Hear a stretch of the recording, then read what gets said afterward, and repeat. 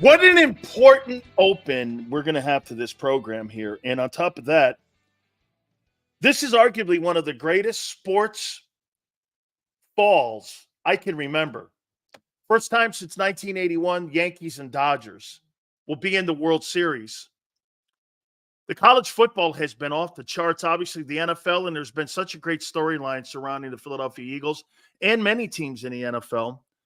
But I'd be remiss, okay?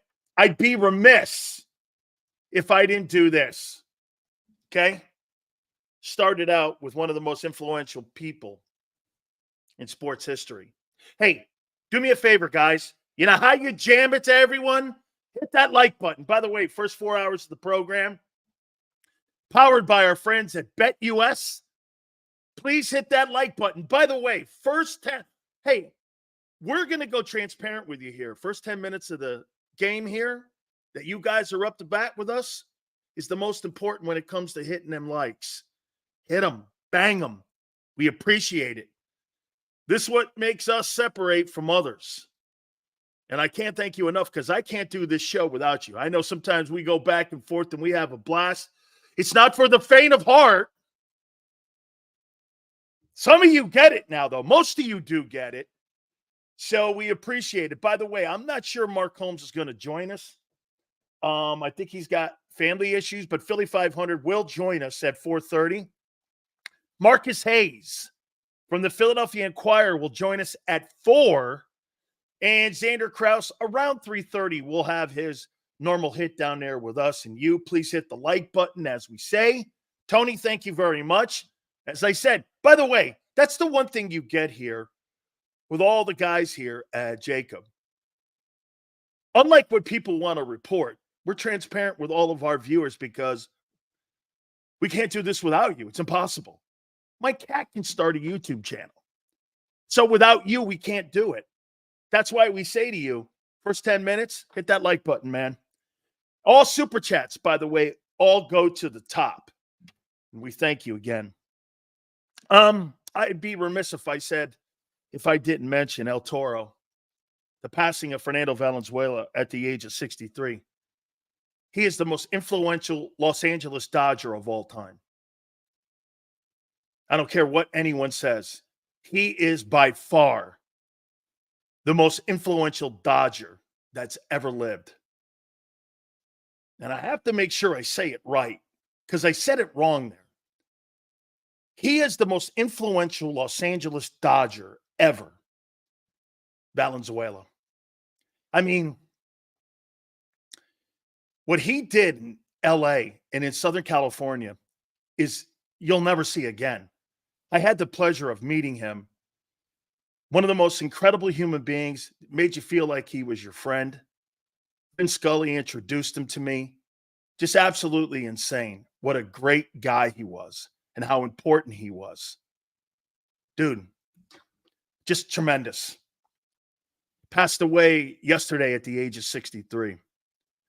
You know, like I said, the most influential Los Angeles Dodger. I think that has to be said. And they're going to honor him when the World Series starts and they tee it up there on Friday with Dodgers and Yankees. So I love what LA did. I love what the Dodgers did in Los Angeles. They lit up Dodger Stadium. If you've ever been there in Chavez Ravine, it's incredible. The reason I say he's the most important Los Angeles Dodger, Jackie Robinson's the most important sports figure ever in the history of that franchise because of what he meant to sports, the breaking of the color line, obviously. But Jackie never played in LA. He never played in LA. And I know some of you, yeah, like Kimbo, way too young. Here's his significance. You know where Chavez Ravine is built, Dodger Stadium right now, where Chavez Ravine is? They were taking Mexicans out of there to give the Dodgers a new stadium. They were moving people against their will. Mexican Americans and Mexicans hated the Dodgers. They hated them. And then all of a sudden, here comes Fernando. And Dodger Stadium was filled with Mexicans, Mexican Americans. Okay? By the way, again, Please hit the like button first 10 minutes. Many of you are too young, but he was really important. All right. Rest in peace, El Toro. Hit that like button. We appreciate it. First 10 minutes is some of the most important times here on the National Football Show. Nick Sirianni, we're going to talk what he said today. We're going to take an overview of Eagles and Bengals here in a second.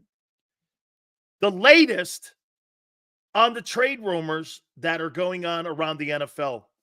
November 5th, I think it is. We're looking at the trading deadline, 4 o'clock Eastern. These are just some of the moves that I'm hearing through my sports agent friends, through general managers. And it's true. The Lions have contacted the Las Vegas Raiders on the availability of Max Crosby. As you know, Tom Telesco has been on this program. He has been a friend of mine for a long time. It's funny when I hear people and they post people and they go, Sileo, you have no connections. The general manager of the Chargers / now Raiders has been on this program. The president and GM of the Steelers has been on this program. Head coaches have been on this program. Executive VPs like Bruce Arians, former head coaches, have been on this program. So, I mean, they just don't want to give you the credit, and that's why we tell you to hit that like button. And that's why we tell you to continue to grow the program, because they don't want to face it. This program does have big connections. And I confirmed it with a Raider executive that the Raiders have contacted the Lions, and the Lions have been in contact with the Raiders about the availability of Max Crosby. What do I think Max Crosby, what would you be willing to give up for Max Crosby if you're, and by the way, there are some conversations going around with some of my agent friends on what the Eagles are doing and some of the doors that the Eagles are knocking on. And I'll give you some of the names that we've been hearing. Obviously, there's more. And you're in the land of disinformation right now, kind of like the election. Most of the shit you hear about the candidates is not true. Both sides. Both sides. You already saw a big deal done today. By the way, I don't know about you, but I think that deal for DeAndre Hopkins to Kansas City is gargantuan. Can you name me a quarterback that DeAndre Hopkins ever played with? Do you know he's 5th all-time in many categories in NFL history? Do you know DeAndre Hopkins in the last decade has probably been the best wide receiver in pro football? You could make the argument he and Antonio Brown and Mike Evans have been the 2 or 3 best wide receivers in the NFL in the last decade. Can you name me anybody Hopkins has played with? And all the Kansas City Chiefs had to surrender was a 4th rounder.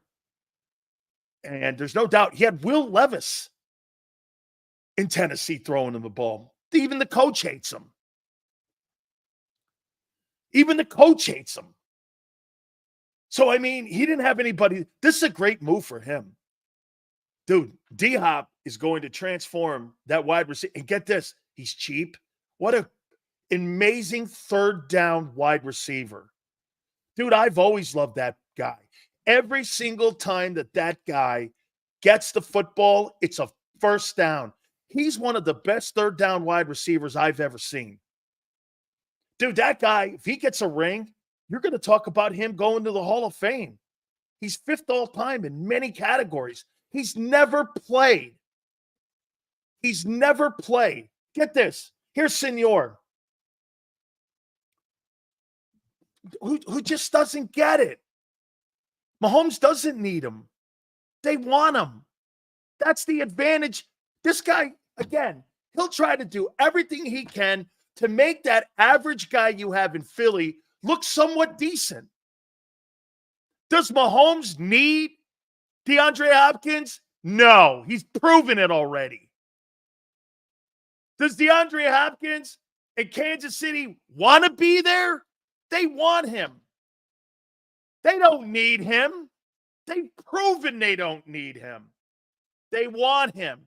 And by the way, people with more brains than Senor here, what's the hidden secret here with this DeAndre Hopkins move? He's cheap, and you only gave a 4-up for him. And by the way, so that everyone in Philadelphia can sit on a you-know-what, you gave a third-rounder up for a nothing wideout. A nothing wideout. You gave up a third-rounder for a nobody. Kansas City gave up a fourth-rounder for a future Hall of Famer. You get this. Here's another dumbass comment. Sills gets orgasms when Bills and Chiefs get wide receivers. Yeah, because you have a quarterback in both places that's worth the shit.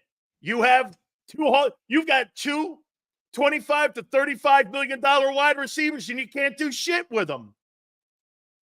That's the difference.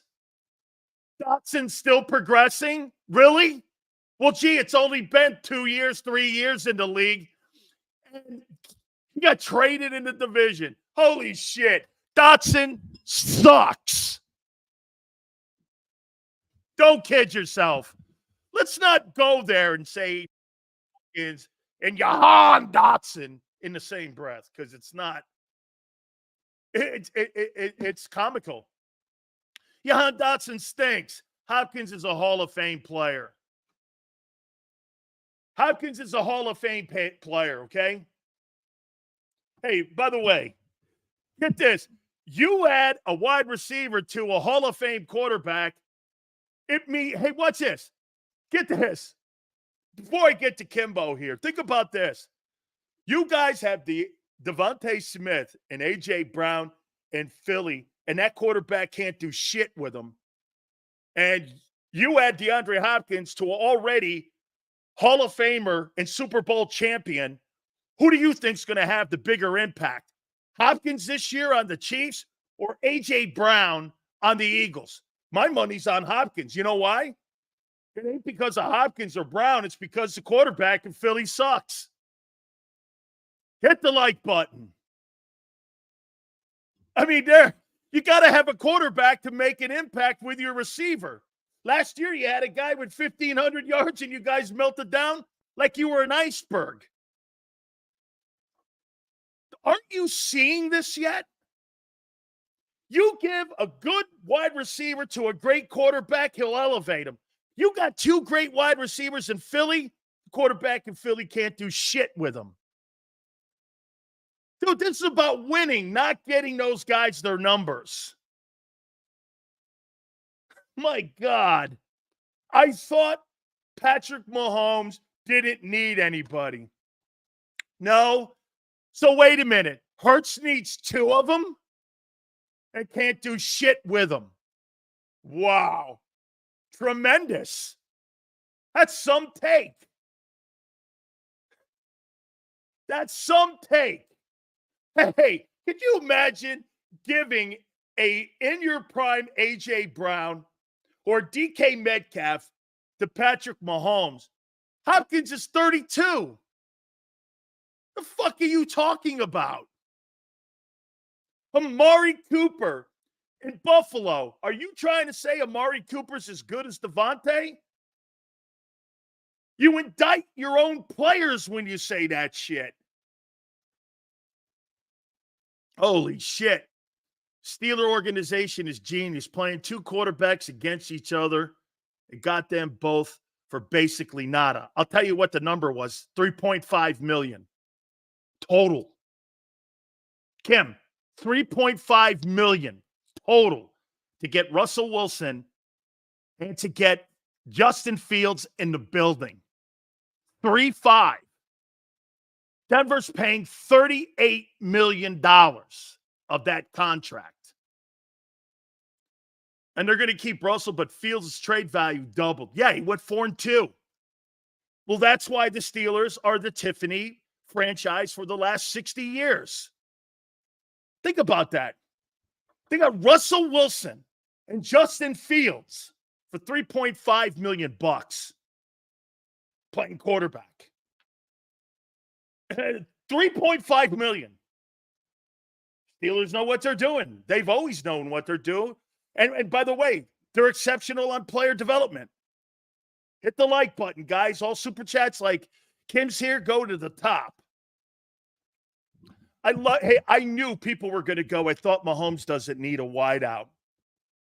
No, they want him. And by the way, Hopkins' best days are behind him. My God almighty, it's not about the wide receiver.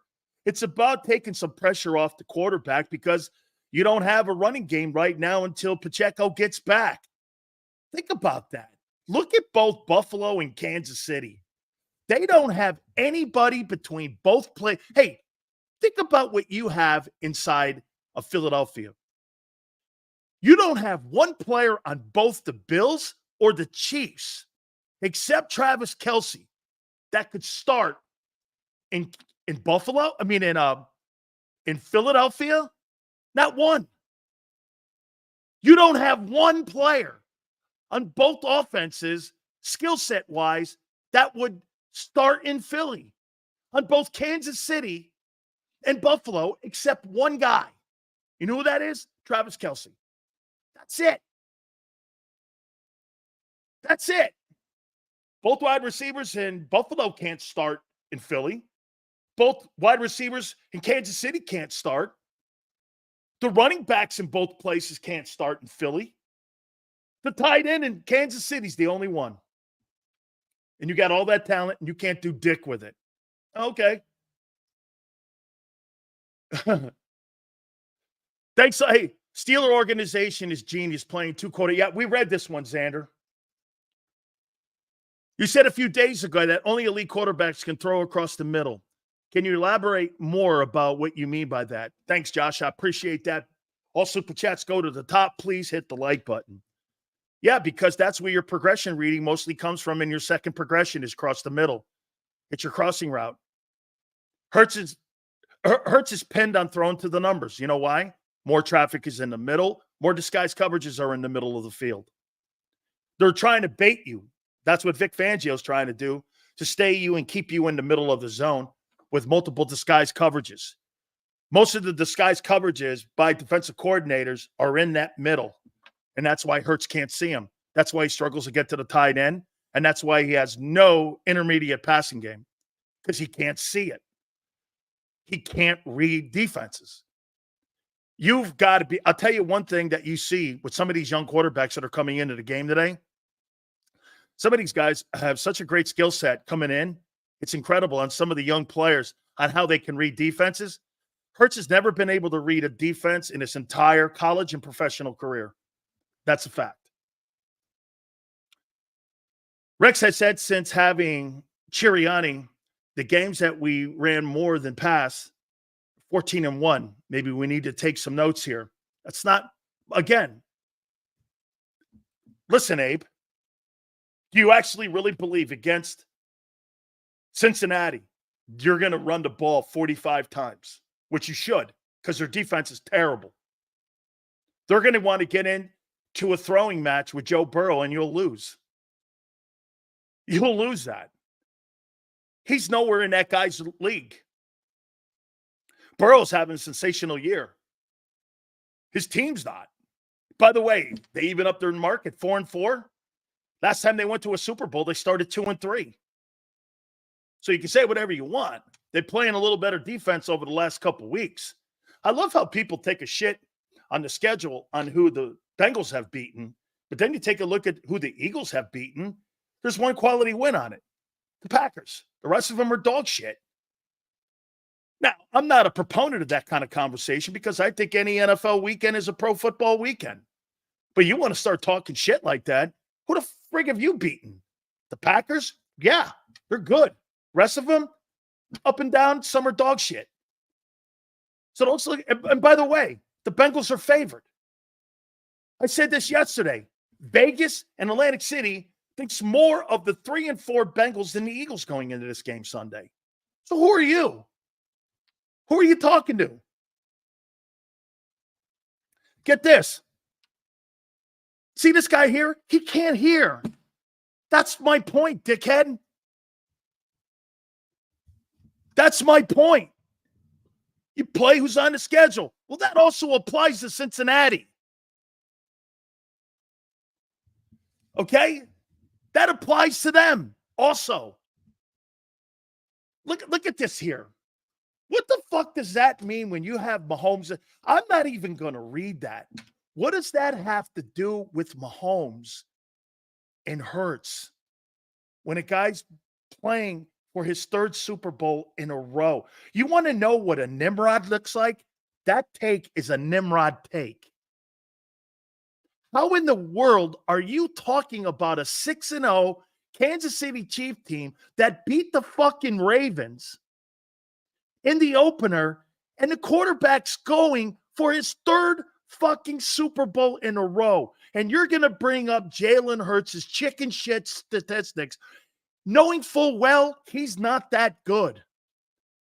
He's not been good in a year and a half, and you're going to put Mahomes and Hurts in a comment? Dude, you need your head examined. You need your fucking head examined.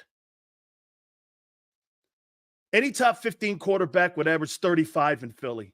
Yeah, I know. That's why he's not in the top 15. I mean, Hurts' numbers, he threw the ball. Hey, do you think Kansas City could ever win a fucking football game throwing the ball 14 times and only 4 times in the second half against the Giants? Do you? Let me ask you this. How many people think, well, how many yards? Let's go here. How many yards do you think Patrick Mahomes would throw against that defense? 500? Shit. He kicked your ass with Juju Smith-Schuster. Now he's got D-Hop. Okay. And Travis Kelce. Okay. What do you think he'll do to you?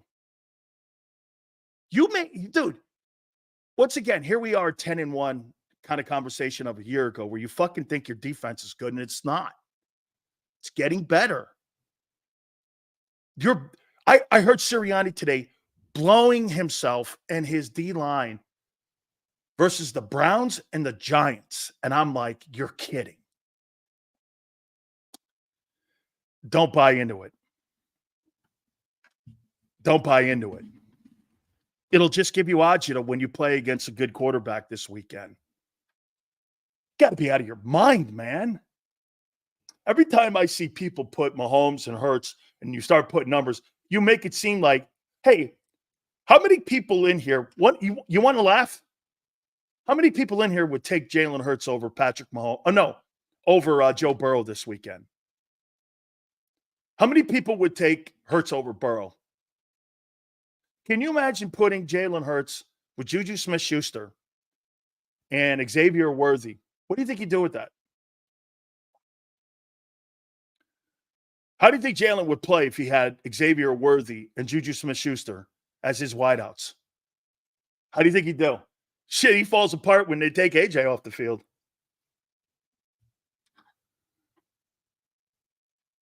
Okay? How many people take Joe Burrow or Jalen Hurts this weekend? Who'd you take?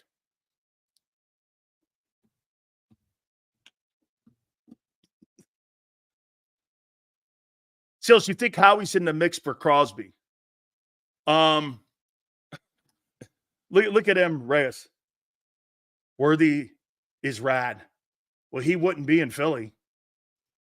The only reason that he's good is because of the quarterback. I'm not even going to his second dumbass take. And Reyes says that he'll take Hurts over Joe Burrow. Okay. Now, you're in LJ's group now. The front office is playing fantasy football and everyone else is either building a solid team for the future or champions. Correct. KC wins 5 games this season if Hurts is their quarterback. 304? Correct. No one would take Jalen. Nobody in their right mind would take that guy. Except a delusional fan. Okay? Hey, look at M. Reyes. Burrow's not that guy. Then who's Hurts? Every time Joe Burrow steps on the field, he gives you a shot to win a Super Bowl. Every time Jalen Hurts steps on the field, he has a shot to throw a pick. Come on, Sills. If you see these two stat comparisons, I'm not doing that anymore with you. You're an idiot. It's not fucking true. The Kansas City defense is the reason why KC's winning. So you really think if they had Jalen Hurts on the Kansas City Chiefs offense right now, they'd win a Super Bowl with him because of their defense? You're fucking high. You're fucking high. Mahomes is a generational player that can cover bad football. He could throw 5 picks in a game. He could lead the NFL in turnovers and still win a Super Bowl. That's how great that guy is. You have to understand, when you have a quarterback that can throw you out of trouble, when you put a team in trouble, that's when you have a generational player. If you get a lead on the Eagles and he has a turnover, that team's dead. Sills, is it possible the Sirianni-Barkley conversation was staged to save Sirianni's rear? It seems too perfectly timed. No, I think that was an emotional moment, and I think Nick occasionally gets emotional moments right, Jacob. I totally do. Look at this guy. You're correct, but I believe Andy could also develop him correctly. Okay, so he would develop him into Michael Vick. What did he do with Vick? Nothing. Nothing. What did Vick accomplish in the NFL? Except being on the cover of Madden. Very entertaining to watch. What else? Point a place where you saw winning. Show me.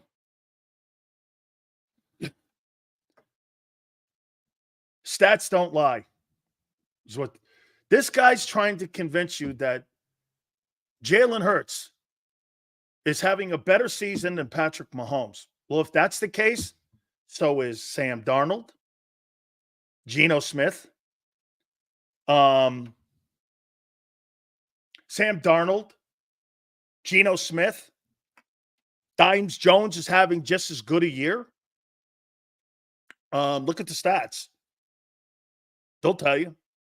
Mayfield's having a better year. Geno Smith's having a better year. Sam Darnold's having a better year. That's how he looks at that. The difference is the other guy's got 3 Super Bowl rings. He's got 3 Super Bowl rings. He's going for a 3rd straight. That's how dumb that is. But see, you know what it is? Sometimes this comes down to people just trying to back somebody for, dude, here's my issue here. I don't care who you are. If you can't get the job done, I want someone else. I don't care what it is. I don't have a relationship with these players, nor do I ever want to. I just want people that can win and that are good and can help me win ball games. Like building my team around Jalen as a quarterback, I would never. Here's the guys I'd build my team around. Lamar, Allen, Burrow, Stafford, Mahomes, Daniels, Love, Stroud. I wouldn't build it around Goff and Purdy. They need too much around them to be great. Goff is probably close to that. And Kirk Cousins is probably an older version of that. Like, I'm not building a team around Kirk Cousins. I'm not building a team around Brock Purdy, and I'm not building – by the way, Brock Purdy's got to show. He's got to stabilize the ship. You want $60 million? Show me you can stabilize the ship. Because if you can't stabilize the ship, we're going to have a different conversation, and that money comes off that $60 million, guy. I'm not paying you $60 million. I'll go find me another Jimmy Garoppolo. Okay? I'll go find me a Jimmy Garoppolo. Joseph, Caleb Williams is starting to show me that there's something there coming up. Yeah. I mean, Derek Carr, never. Not building a team around Derek Carr. Okay? Dak is in the middle. Dak's a good football player. Okay? Dak's a good football player. But yet they call the Cowboy fans delusional. I know 304. Just all you have to do is look here, and you'll see delusional Eagle fans all over. 304, I'll tell you the problem with Dak. Dak Prescott's not the guy who folds in the postseason. Jerry Jones is. Whether it's Tony Romo, whether it's Dak Prescott, it's not the fact that you mean to try to tell me you think Troy Aikman was a spectacular quarterback? Look at Troy Aikman's numbers. They were nothing to sneeze at. They had one wide receiver in Alvin Harper and a good tight end and a great running game. I mean, Troy Aikman was Phil Simms in so many aspects. But what's the one thing that they did? They ran the ball, played great defense, and were exceptional on special teams.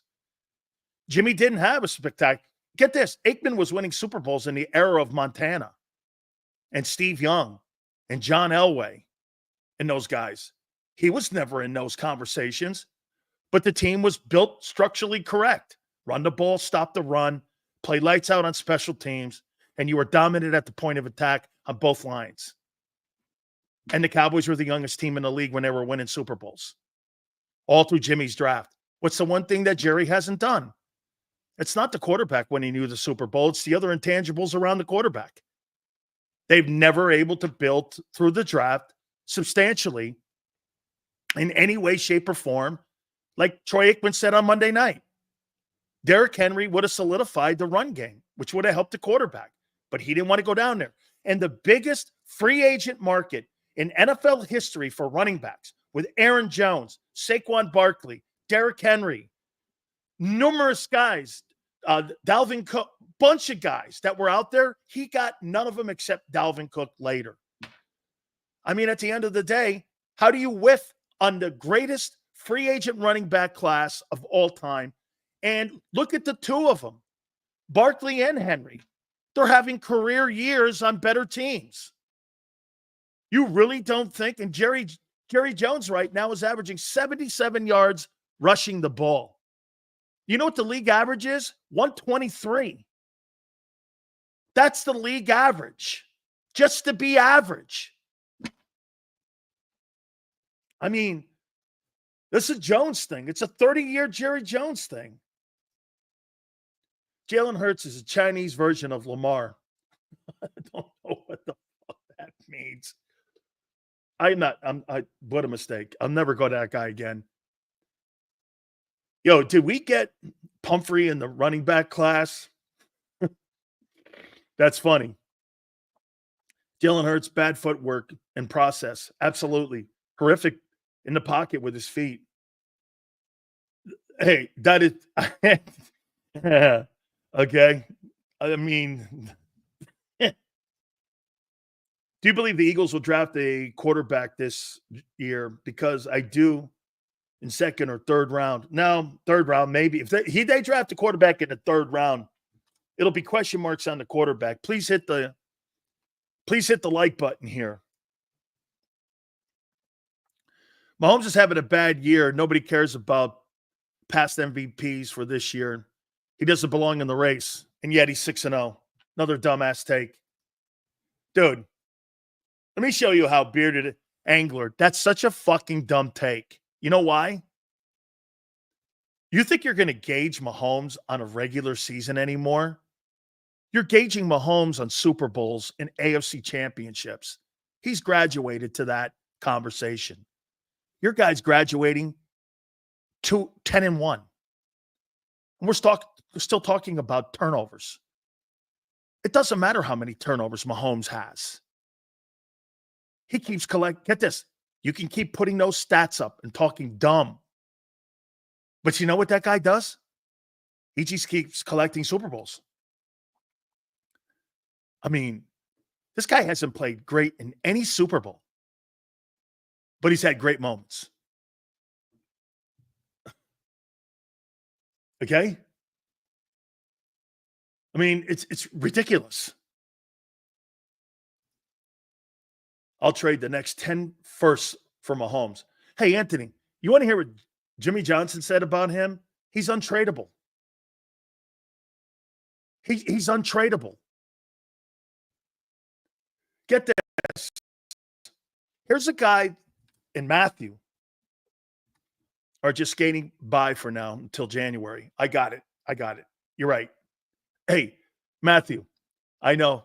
Damn, they're just skating by at 6-0. Shit. Now they go get Hopkins to kind of help him out a little bit. Just skating by, just kind of going through the motions, and you're fucking 6-0 and toying with teams like the Niners and the Ravens, and you're just, I know, right? Hey, man, they're just toying, and you're beating the Bengals and the Browns. Or you're beating the Bengals, no, you're beating the Browns and the Giants. Okay. They're beating the Niners and the Ravens. Oh, man.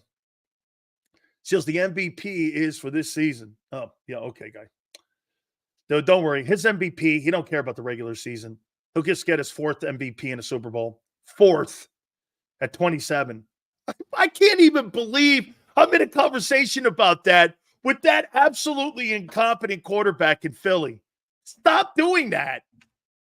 You lower my intelligence talking about Hurts and Mahomes in the same conversation.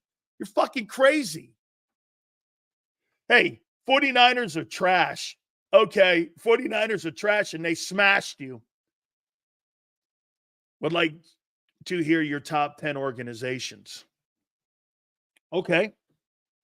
I hadn't thought that. I'll go off script for you, Kim, here a little bit. Top 10 organizations in football. Right now, right? Not all time, Kim? Or right now?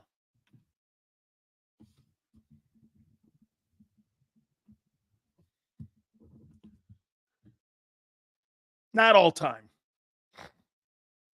Right now, Kim?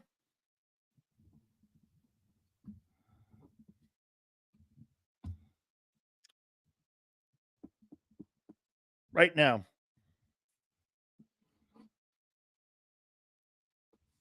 We got to start with the Steelers. They do everything right.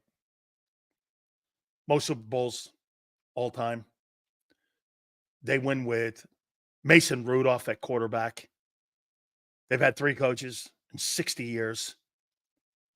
Green Bay, they've had 3 quarterbacks in 40 years.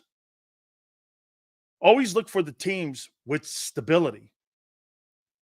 Okay? Stable coaches, stable quarterbacks. I mean, those teams kind of right there. I'd put San Francisco in that. Brad Holmes in Detroit. Who would have thunk that?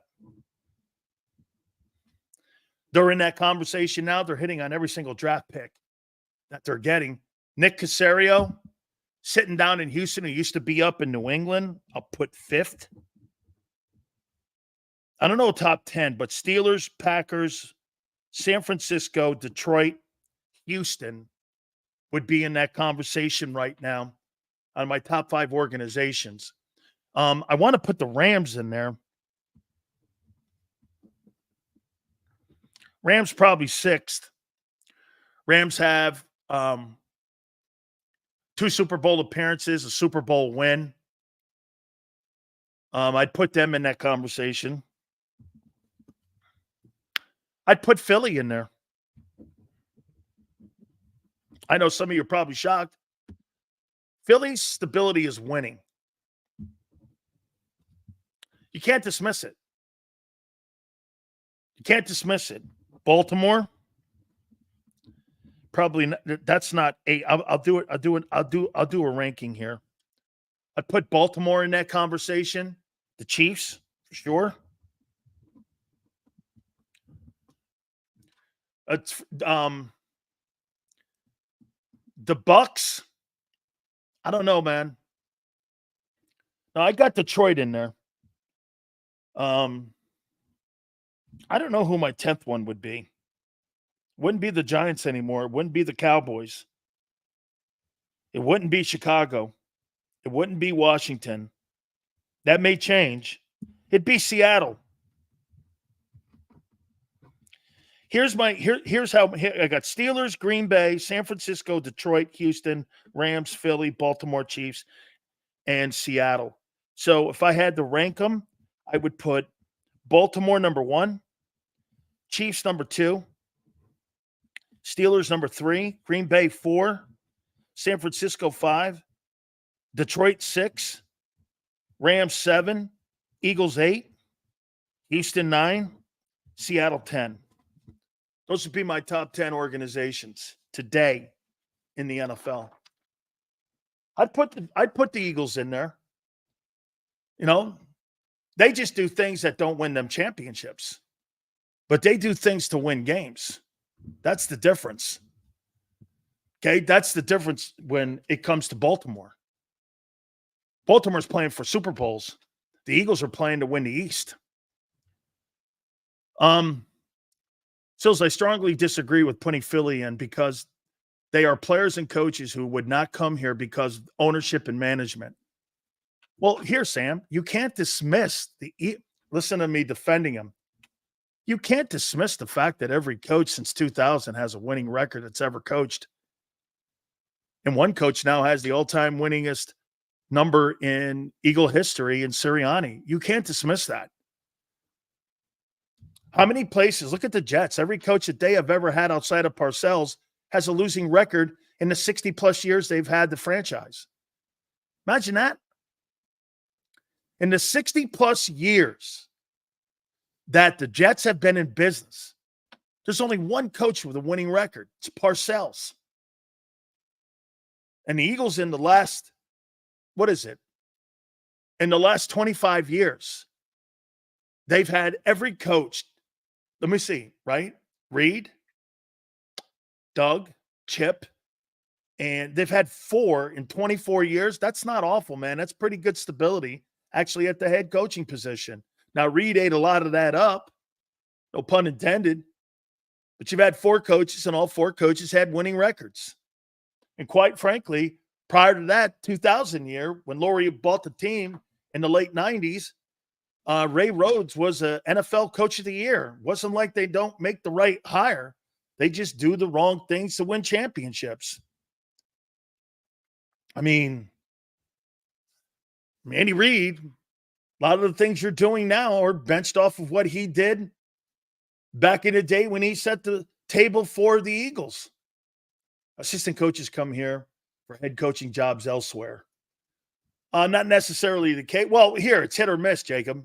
You're either going to become a head football coach somewhere else or you're going to be fired at the end of the year. Okay, you're either going to be fired at the end of the year here. So we're going to take a look at the Cincinnati Bengals here in a second. A little bit on what Nick Sirianni said too. And we mentioned to you the latest trade. I haven't gotten to where Philly is right now.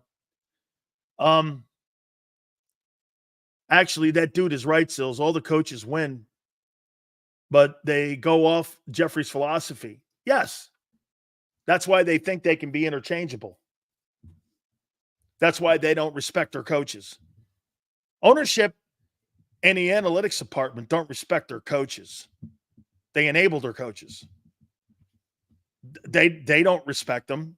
Whether you win a Super Bowl or not, they'll fire you because they think it's their system. And that's the ego of it. Owners and GMs don't win Super Bowls.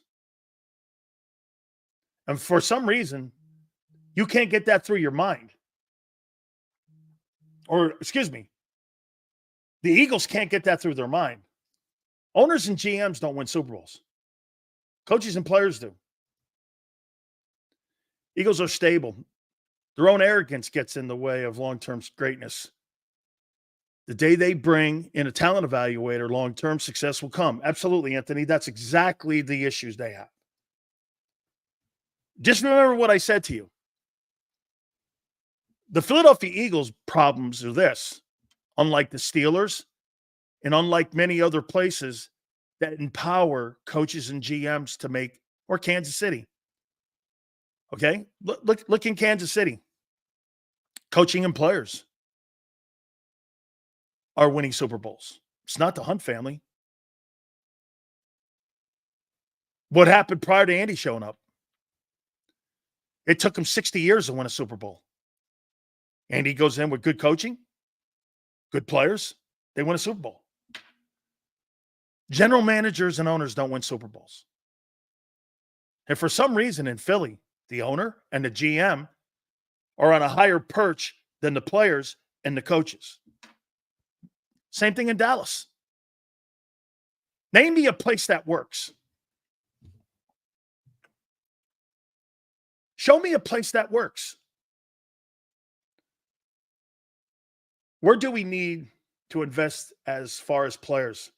If we want to compete for the Super Bowl year in and year out, should we not invest heavily on wide receivers and backs? How about this, dude? How about investing on player personnel people that know what they're doing out of the college draft instead of having a bookworm do it or a glorified CPA pretending to be a general manager try to build your football team? I mean, that guy's pathetic at talent evaluation on the roster in general. Dude, get this. And this is what really is crazy about Quinyon Mitchell. Everyone's like this. Sills, look what he did with Quinyon. Yeah, it's only taking him how many cornerbacks? 20 before he landed on one? How many wide receivers do you think it? Hey, let me ask you this, guys.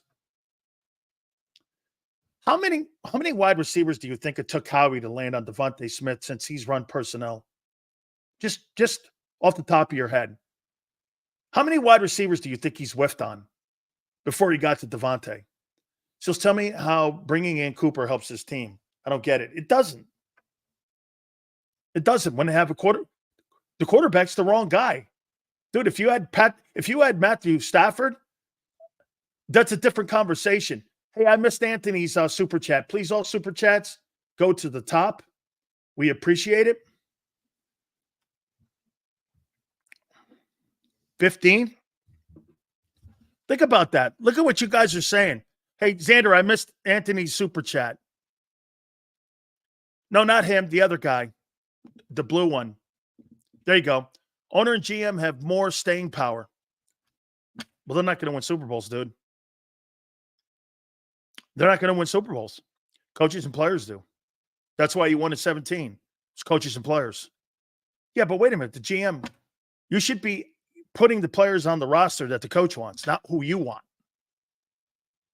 I fucking hate when I hear Nick Sirianni talking about Howie Roseman. It just shows me how much ego Howie has, and it makes me sick. It just makes me sick. Because I don't give a fuck what Howie wants. You should be building a team that the coach wants, not that you want. How many times general managers come on the program? Let me tell you what Bill Polian said about Tony Dungy when they hired him to become the head coach of the Indianapolis Colts. Coach Dungy, who's been on this program numerous times, he told me the story. Within a matter of 4 hours, Bill Polian's on the horn with Jim Irsay. Okay? Dan, did you know the Eagles that coaches have control? They don't have any control here. And when Jim Irsay called Tony Dungy with Bill Polian, you know what Bill Polian said? What kind of players do you want, coach? What's the ideal Tony Dungy player? What's the guy you want that's going to be in here? He started talking about Bob Sanders, Dwight Freeney. Howie would never draft Dwight Freeney. He's an undersized edge rusher. Bob Sanders was an undersized safety. That's why Nolan Smith and all these other guys who are marginal at best are on the team, because they don't know what they're looking for. Tony Dungy was looking for football players like he did and he built in Tampa. There's a difference between guys like Howie and guys like Bill Polian who work at the behest of the head coach. The front office and the general manager in Pittsburgh, Mike Tomlin doesn't work for him. He works with him, not in Philly. Nick Sirianni works for the general manager, and it's noticeable every press conference. Howie does a great job. Fuck Howie and I don't care what Howie wants. Then he comes in and he starts controlling the game plan for the Bengals this weekend, get the fuck out of my room. You have no right being in here. But you can't talk like that in Philly.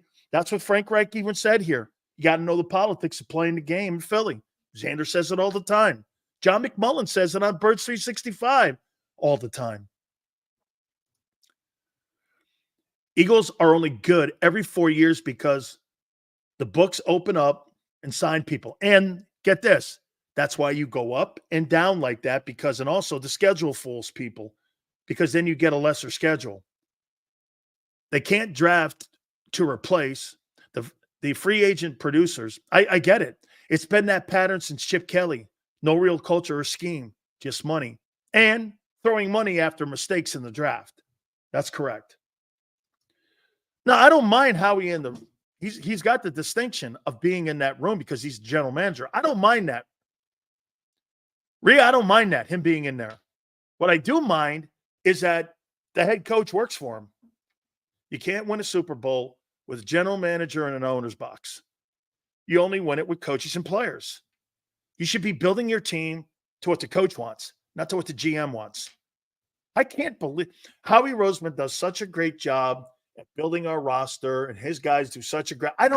Can you imagine that? You had no say in the process on the players that you're supposed to build a scheme to. How is Vic Fangio supposed to build the scheme to win football games when the guy who's picking the players picks the players he wants? That's why when you guys are constantly talking about offensive schemes or defensive schemes, they never seem to be in sequence. Now you know why.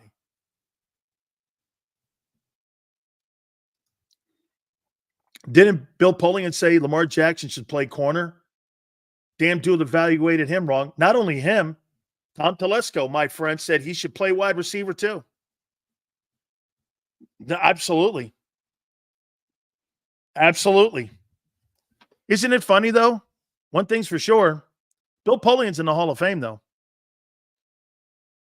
And Ozzie Newsome is a Hall of Fame GM, not just a Hall of Fame player. Absolutely. Again, here's my problem with that take. No one asked Tim Tebow to try to play a new position. I had a major problem with that. Why wouldn't? That's why he didn't run at the combines. Lamar didn't run at the combines. He did not run at the combines. Jeff, you think somebody would tell Howie to sit his ass down somewhere and let the coaches work? No way. You never become a head coach. That's what Doug did. That's what Doug did. And that's why there was a conflict. Seals, the mismatched personnel was apparent when Howie drafted corners that didn't match what Schwartz needed when he was DC with Doug. Absolutely, man. Get this. Let me show you something here. So look at the edge rushers, how tiny they are in Philly. Whose idea was that? You get the smallest edge rushers in fucking history. 6 feet, 230. When you got a guy like Myles Garrett, who's 6'4", 275, or that guy Burns up in New York. Who plays guys that tiny? You even got Vic Fangio making a comment. You know, he's not the biggest guy in the world, Nolan Smith. Really? We gave that away. He looks like a shrimp out there. Now they don't because Chip locked it up. Howie hires coaches to run a set scheme. That's right. It's plug and play. You know what's funny? I brought that up when I first got here.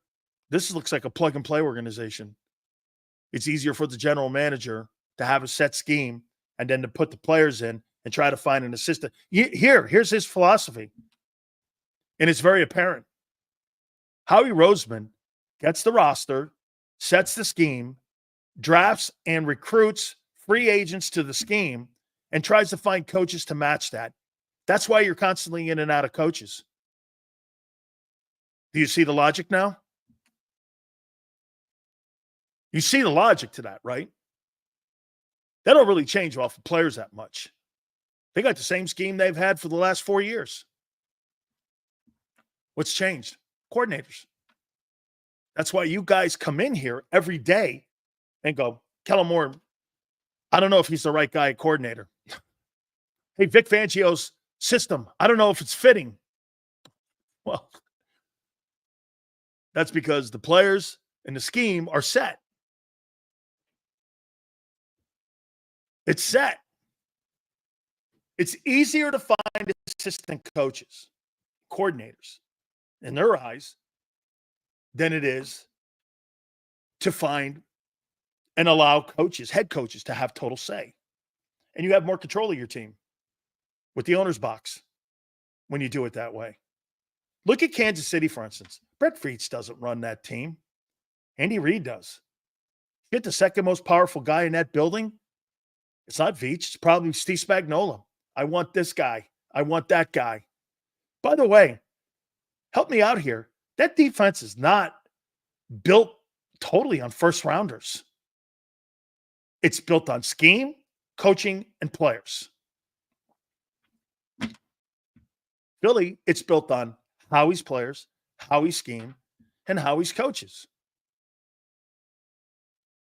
Nick has no, there's still a portion of you out there that believe that that coach has say. How can that be? Most coaches quit when their coordinators get fired. They stick up for them because they were their personal hires. Not Nick. Nick did stand up for Brian Johnson, who was a good coach. He did stand up for Sean Desai. He allowed him to be a sacrificial lamb. That's not coaching, dude. That's the craziest coaching I've ever seen. Tony Dungy was fired in Tampa because he wouldn't keep Clyde Christensen as his OC. The Glazers made him fire him. He said, no, I quit. They fired him. That's how Tony was fired. Tony wasn't fired for poor football. He was on the cusp of winning a Super Bowl. The next year they won it. You imagine that? You fired a coach because you didn't think Tony was a good OC or a good evaluator of OC or offense because he was totally a defensive-minded guy, and he is. And we were critical in Tampa. I was there 15 years. But I would not, and I remember I'm not firing that guy. Next year they win a Super Bowl with Gruden. Gruden brought 20 new offensive players in. I told you this the other day, Joe Jervicius and numerous other guys on that Super Bowl champion team that beat the Raiders in the Super Bowl. But that defense was built by Sam Weish, by Rich McKay, and by Tony Dungy. I was there for the entire build. John Lynch was not a Tony Dungy sign in draft.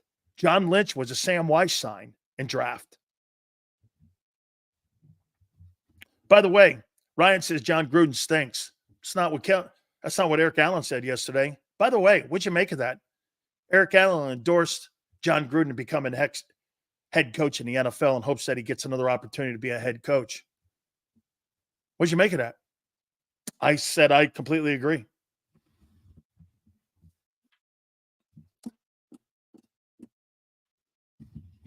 Eric Allen said that John Gruden should get another shot to become a head coach.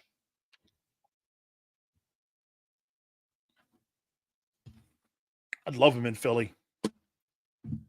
Jalen Hurts wouldn't be your quarterback, though.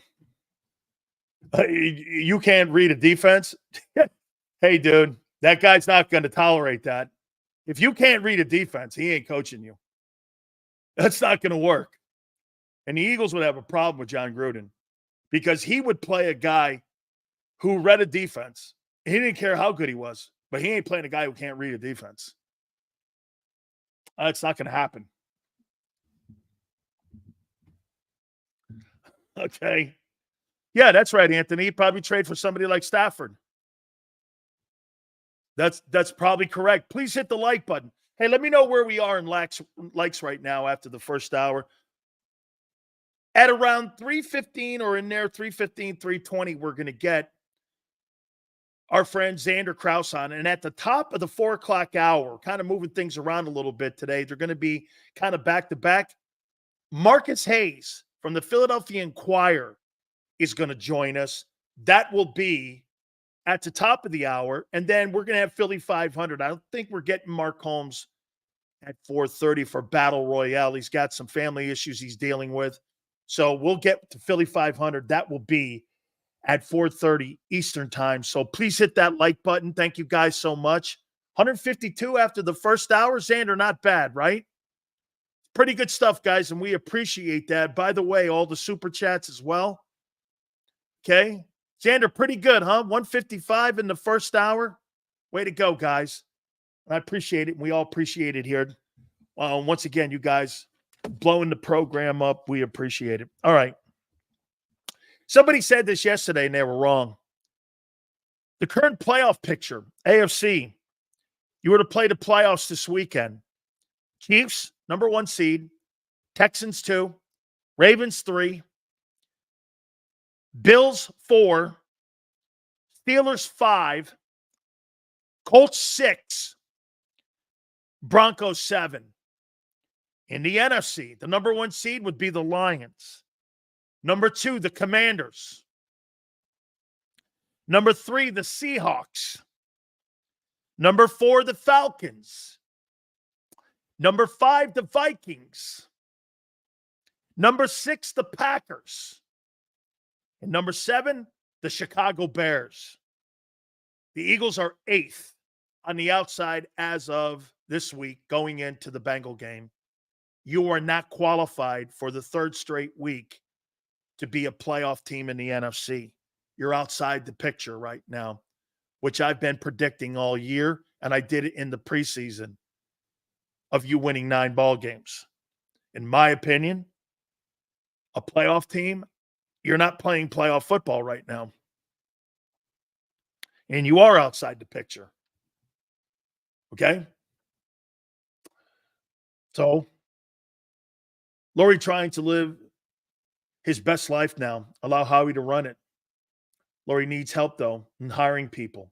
More so in drafting people. Have to get this.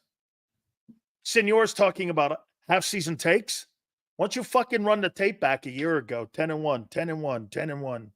Talk about a half-season take. I see it works for you, not me, right? 10-1, 10-1. Remember this, man. We're scoreboard here, bitch. 10-1, 10-1, 10-1, 10-1, 10-2, 10-2, 10-3, 10-4. Hey,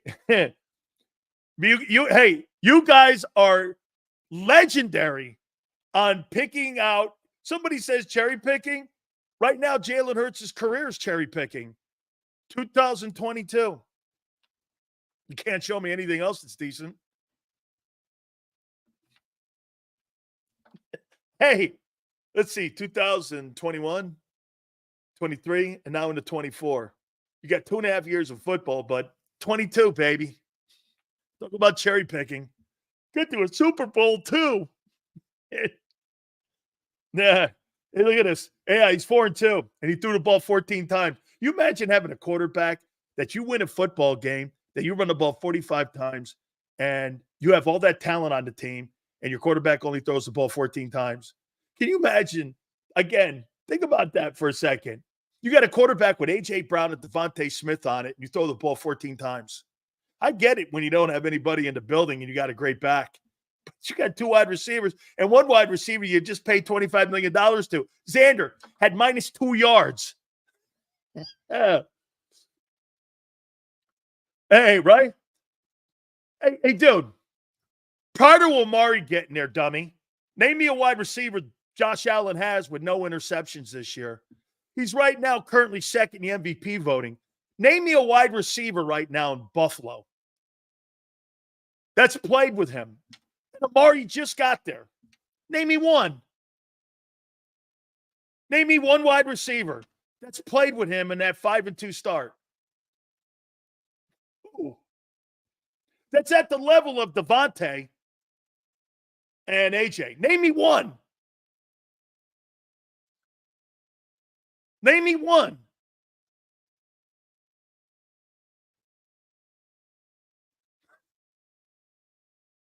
Sills, no one remembers the one who, they remember the ones who remember that guys. I want Lombardi's. No shitty-ass mediocre wins. Keep looking like Kyler Murray, young kids. Stroud, love getting better and better. Shit quarterback getting worse every game. Look at hey, Xander, I think we have Sileo-wise Kim. Holy shit. Kim's now shit quarterback. Hey, Kim, my wife would say I have a way with women. That's for sure. Then again, Kim, I've been married to my old lady for 34 years. So again, okay. Yeah.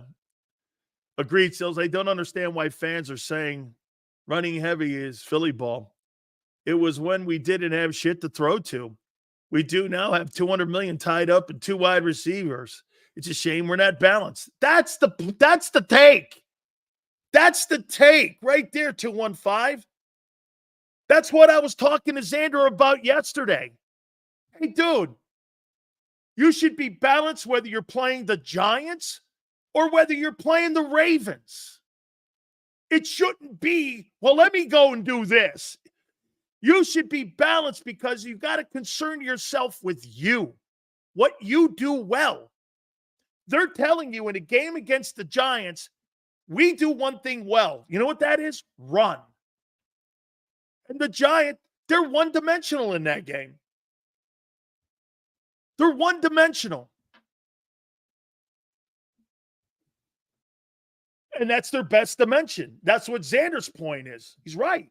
They ain't throwing the ball. How is your best dimension running the ball and you got $51 million and $100 million and the quarterback and 2 wide receivers, and your best dimension is running the ball? Can you think about, hey, JAKIB, hey, think about this for a second. Can you name me a quarterback that makes that kind of money in the league? That the team turns around with that kind of talent in your offense and you spent $200 million that would run the ball 40 times and the quarterback throws the ball 14? Some go, Sills, what about the Bills? The Bills a year ago threw the ball 14 times. They had Stephon Diggs, and that's it. Kincaid is okay. Bush is good. Now, Barkley, nobody on that team a year ago or this year could start in Philly. Nobody. Do you understand that? The Bills have nobody in that offensive huddle except for the quarterback that could start in Philly. That tells you all you need to know. Green Bay. There's not one player in Green Bay's offense that could start in Philly except the quarterback. There's not one guy in Houston that could start in that offense except the quarterback.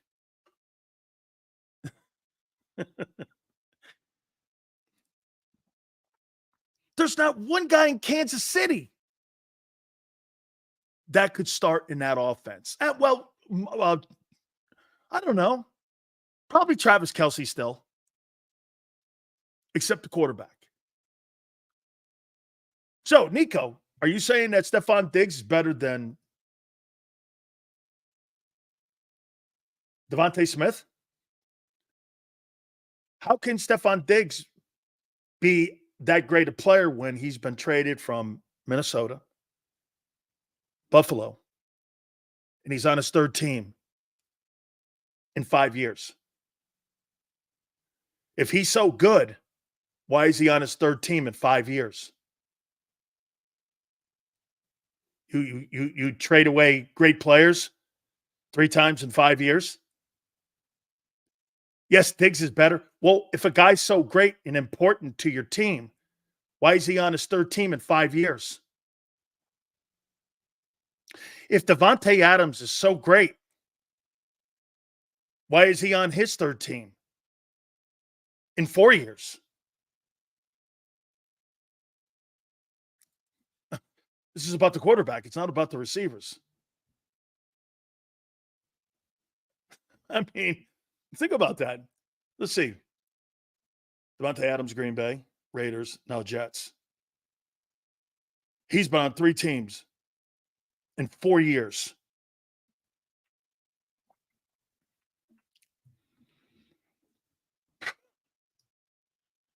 So how about Brock Bowers ranked number 8 in receiving yards, which is above Pickens, Lamb, AJ, Wilson, McLaren, Reed, Neighbors, Diggs, St. Brown. Dude, I'd like to have had him drafted by the Eagles. He is a fucking great player. And they got a shit quarterback with the Raiders. They got a shit quarterback. Pretty sure Dougie P and the Jags just ran the ball 40 times against New England, including 18 run plays in a row. 1 point with the highest paid quarterback. And you were saying you think that Trevor Lawrence right now is playing great ball? And that he's playing great? Whoever put him in the top 10 of being the top quarterbacks, just because you paid him don't mean he's good. Ask your guy. There's 2 dudes that are completely overpaid right now, Hurts and Trevor Lawrence. Let's go to the land of overpaid, of the big-time quarterbacks. Is Lamar Jackson? No. Is Allen? No. Is Mahomes? He's 13th in pay. No. Is Stafford? No. And he redid his deal. Is Murray? Not anymore. That looks like a steal at 46. Is Dak? Probably not. They got nothing in that offense. They're 3-3 still. They're hanging in there. Is Hurts overpaid? By far.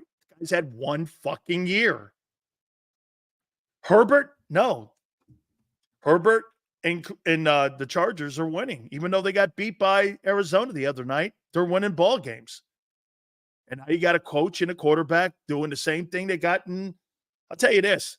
I can promise you this. By the end of the year, Justin Herbert will have a pretty good year and be on the same path. Why? Coaching and players. You got Jim Harbaugh and Justin Herbert. You're going to be okay there. Okay? You're going to be okay there. Hit the like button, guys. Let me get this right. If what you're doing is working, you should do something else just because players who make a lot of money ain't getting the ball enough. Dude, don't you fucking understand how the league works and how AJ bitches and moans when he doesn't get his targets? Yes. The rule is if you pay them, you play them. Why do you think Bradbury's still on your fucking team? Because you paid him. That guy is toast, but you kept him. Why? Because Howie made a deal for him. If there's one guy that's on the Philadelphia Eagle roster that doesn't deserve to be on the roster, it's James Bradbury. But you're paying him $11 million. This isn't college football.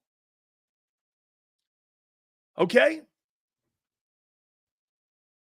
Get this. That's what happened last year. Taking care of divas. They took care of the guy, got 1,500 yards at the expense of winning. Yes. I can't. This guy is answering his own questions. Get this. Mark goes, he's injured. You could have cut him in the offseason and it had a $4 million cap hit. But you decided to keep the guy because you wanted to, not the money to go against the cap. So you kept him because you made a contract deal with him. You could have saved $7 million, Mark. Instead, Howie thought the cap hit was more important than paying the player the $7 extra million. Why? Because you paid him. Simple. Jesus criminy. The economics of football matters in how you build a team. That's why Howie gives the money up front so he can backload it with lesser money. Dude, building a football roster in the NFL is way different than building a roster in college football. Xander's at Alabama, right? Dude, you go recruit 5-star kids at every position. Guy sucks. I just get his ass out of there. Hey, Alvin Kamara doesn't even have a spot at Alabama because why? You had Mark Ingram and Derrick Henry. Fuck, you're not going to get a lot of touches in that backfield. Well, I'm going to go to Tennessee then. Well, that's how that works in college. In the pros, You're set on contracts, dog. You got to sit on them. You guys are talking about Jalen Hurts. He's there for the next 2 years at least. Absolutely. That's why people go, Sills, sounds like he's back on the bench. No, you got to fucking make that work. You've got to make that contract work. Just like Cleveland's got to make that contract with Deshaun Watson work. The economics plays a massive factor here. Look at the Cowboys. 304. Am I right? They front end most of those contracts, which means this. The old way of doing business was you pay him a little less money at the front end. And at the back end, you pay him a boatload of money. Look what they had to do with Tyreek Hill, because Chris Greer down there was still doing it the old style way, back ending the contract. Do you understand if they didn't restructure that contract with Tyreek Hill, they were going to owe him $48 million coming up, or $52 million is coming up next year? That's why they restructured it, because they backloaded it. Come on, man. You can't be – some of you – hey, maybe I'm talking too above you sometime, and I don't mean to do that, but shit. Seals, is Howie telling Hurts how he has to play? No. Splash plays, sideline plays, etc. I'm telling you, Hurts wants out. You could see it in his play. Sam, no. But what you do is, it's a fundamental philosophy that they want explosion plays. Get this, explosion plays don't win Super Bowls. That's Brady and Mahomes. They don't have explosion plays. Why do you think there's no guy that throws a cover off the top of a defense in Kansas City? Or there never was one in New England. They never had a guy who could take the top off of an offense and win Super Bowls with. And Randy never won a Super Bowl with Randy Moss, so don't bring that guy's name up. He didn't win a Super Bowl there. It's never a factor.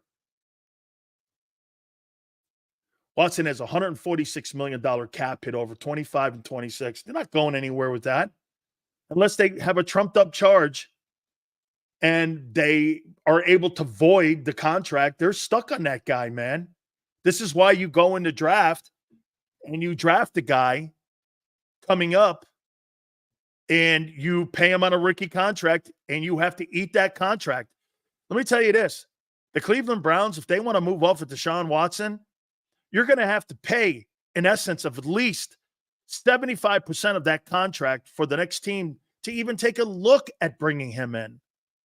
Do you understand that Cleveland, if they want to move off him and draft a quarterback like Cam Ward coming out of Miami, that they're going to have to eat at least $98 million of that money? Look at where Cleveland is. That's why they're talking about Max Crosby. Or not Max Crosby, but Myles Garrett potentially moving. Look, I'm not doing that. And here's what you need to know. If they don't move Myles Garrett, they're moving off of Watson in the offseason. And they're going to try to come up with a way to do it. Real quick, before I get Xander in, please hit the like button here too. Here's some of the names that have been brought up by agents that Howie Roseman that's inquired about. By the way, there's many more. But this stuff is just starting to come in here now. The Eagles general manager, I tweeted out at Dan Sileo show. By the way, I encourage you to follow me there, please. The Eagles GM, Howie Roseman, has inquired about these three players so far as we get close to the deadline. Za'Darius Smith, Browns, edge. I don't know how to say this kid. Played with Vic Fangio. Emmanuel Agba, Miami Dolphins, OLB, defensive end. And Walker Little, offensive line, Jaguars. He's inquired about. I know Trent Baalke very well. I know Andrew Berry, and I know Chris Greer down with the Dolphins. And Armando Salguero told me that they're shopping Emmanuel now. So those are some of the guys that Howie has inquired about. I heard Xander. Say this. Okay. I heard Xander say this this morning here about Howie making a giant move. Well, okay. I mean, we're going to talk about that here in a second. Okay. How about this? Advance to the pro voting process in the class. Eric Allen has advanced. Good. Now, if Paul gets off his ass and does his job, which he won't, Eric Allen will have a shot. So he's moved on to the next level. Paul Domowitz is fucking terrible at presenting Philadelphia Eagle players for induction into the Hall of Fame. He might be the worst representative of any Hall of Fame voter in any market that has an NFL team. It's a damn shame. There's guys on that roster that have and should be in consideration to being in the Hall of Fame. I mean, you could make an argument that Clyde Simmons and Seth Joyner should be in that conversation for potential Hall of Fame. I mean, but you don't. Donovan McNabb, if he had a guy who gave a shit, might actually have a guy knocking on the door harder. Before I get Xander on, how many people believe Tony Romo's going to get into the Pro Football Hall of Fame?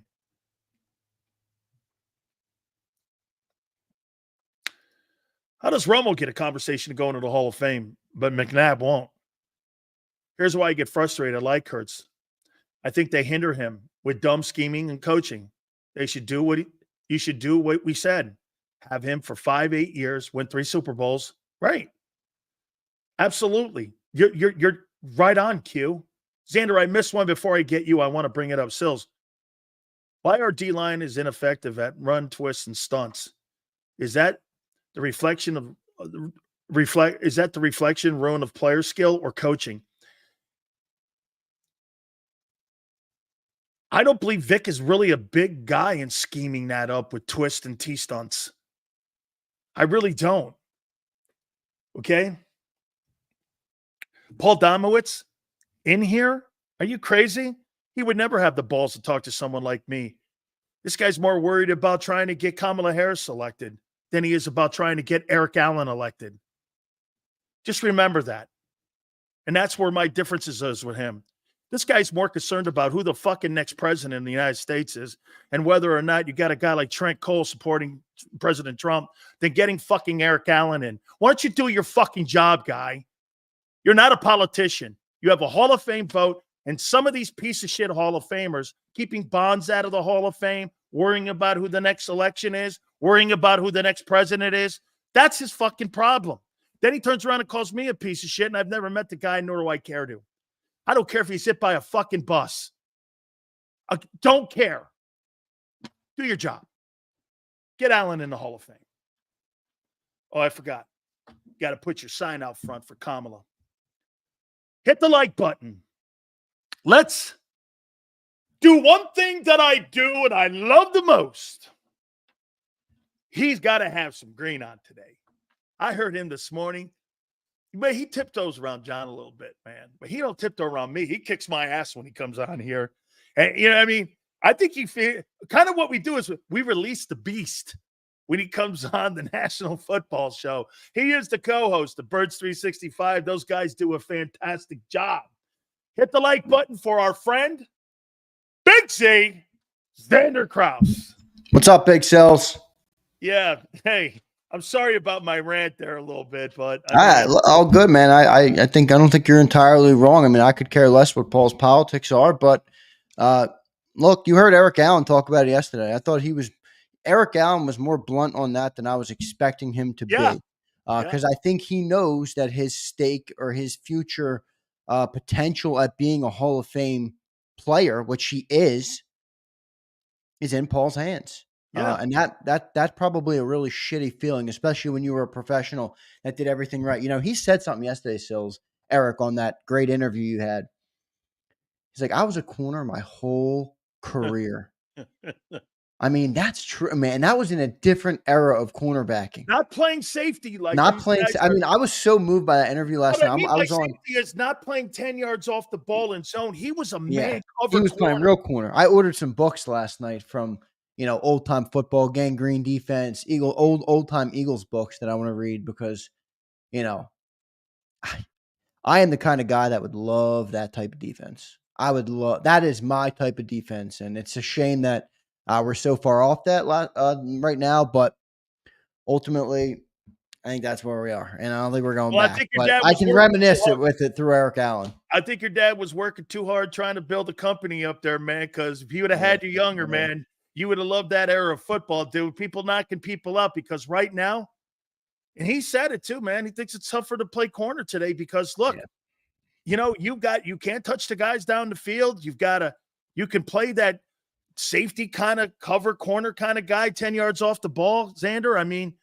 hey, Quinyon Mitchell, man, he's probably a better cover guy than Eric was because he has to be, because there's more things he has to do, man. I mean, dude, I'm just telling you, I thought Eric Allen was sensational yesterday, and he thanked us and said that if you want me to be a mainstay here on the program, folks, that's a testament to you too.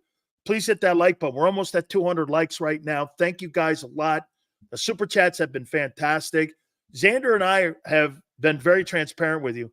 The first 10 minutes of the program is the most important. Make sure you get those likes in early tomorrow.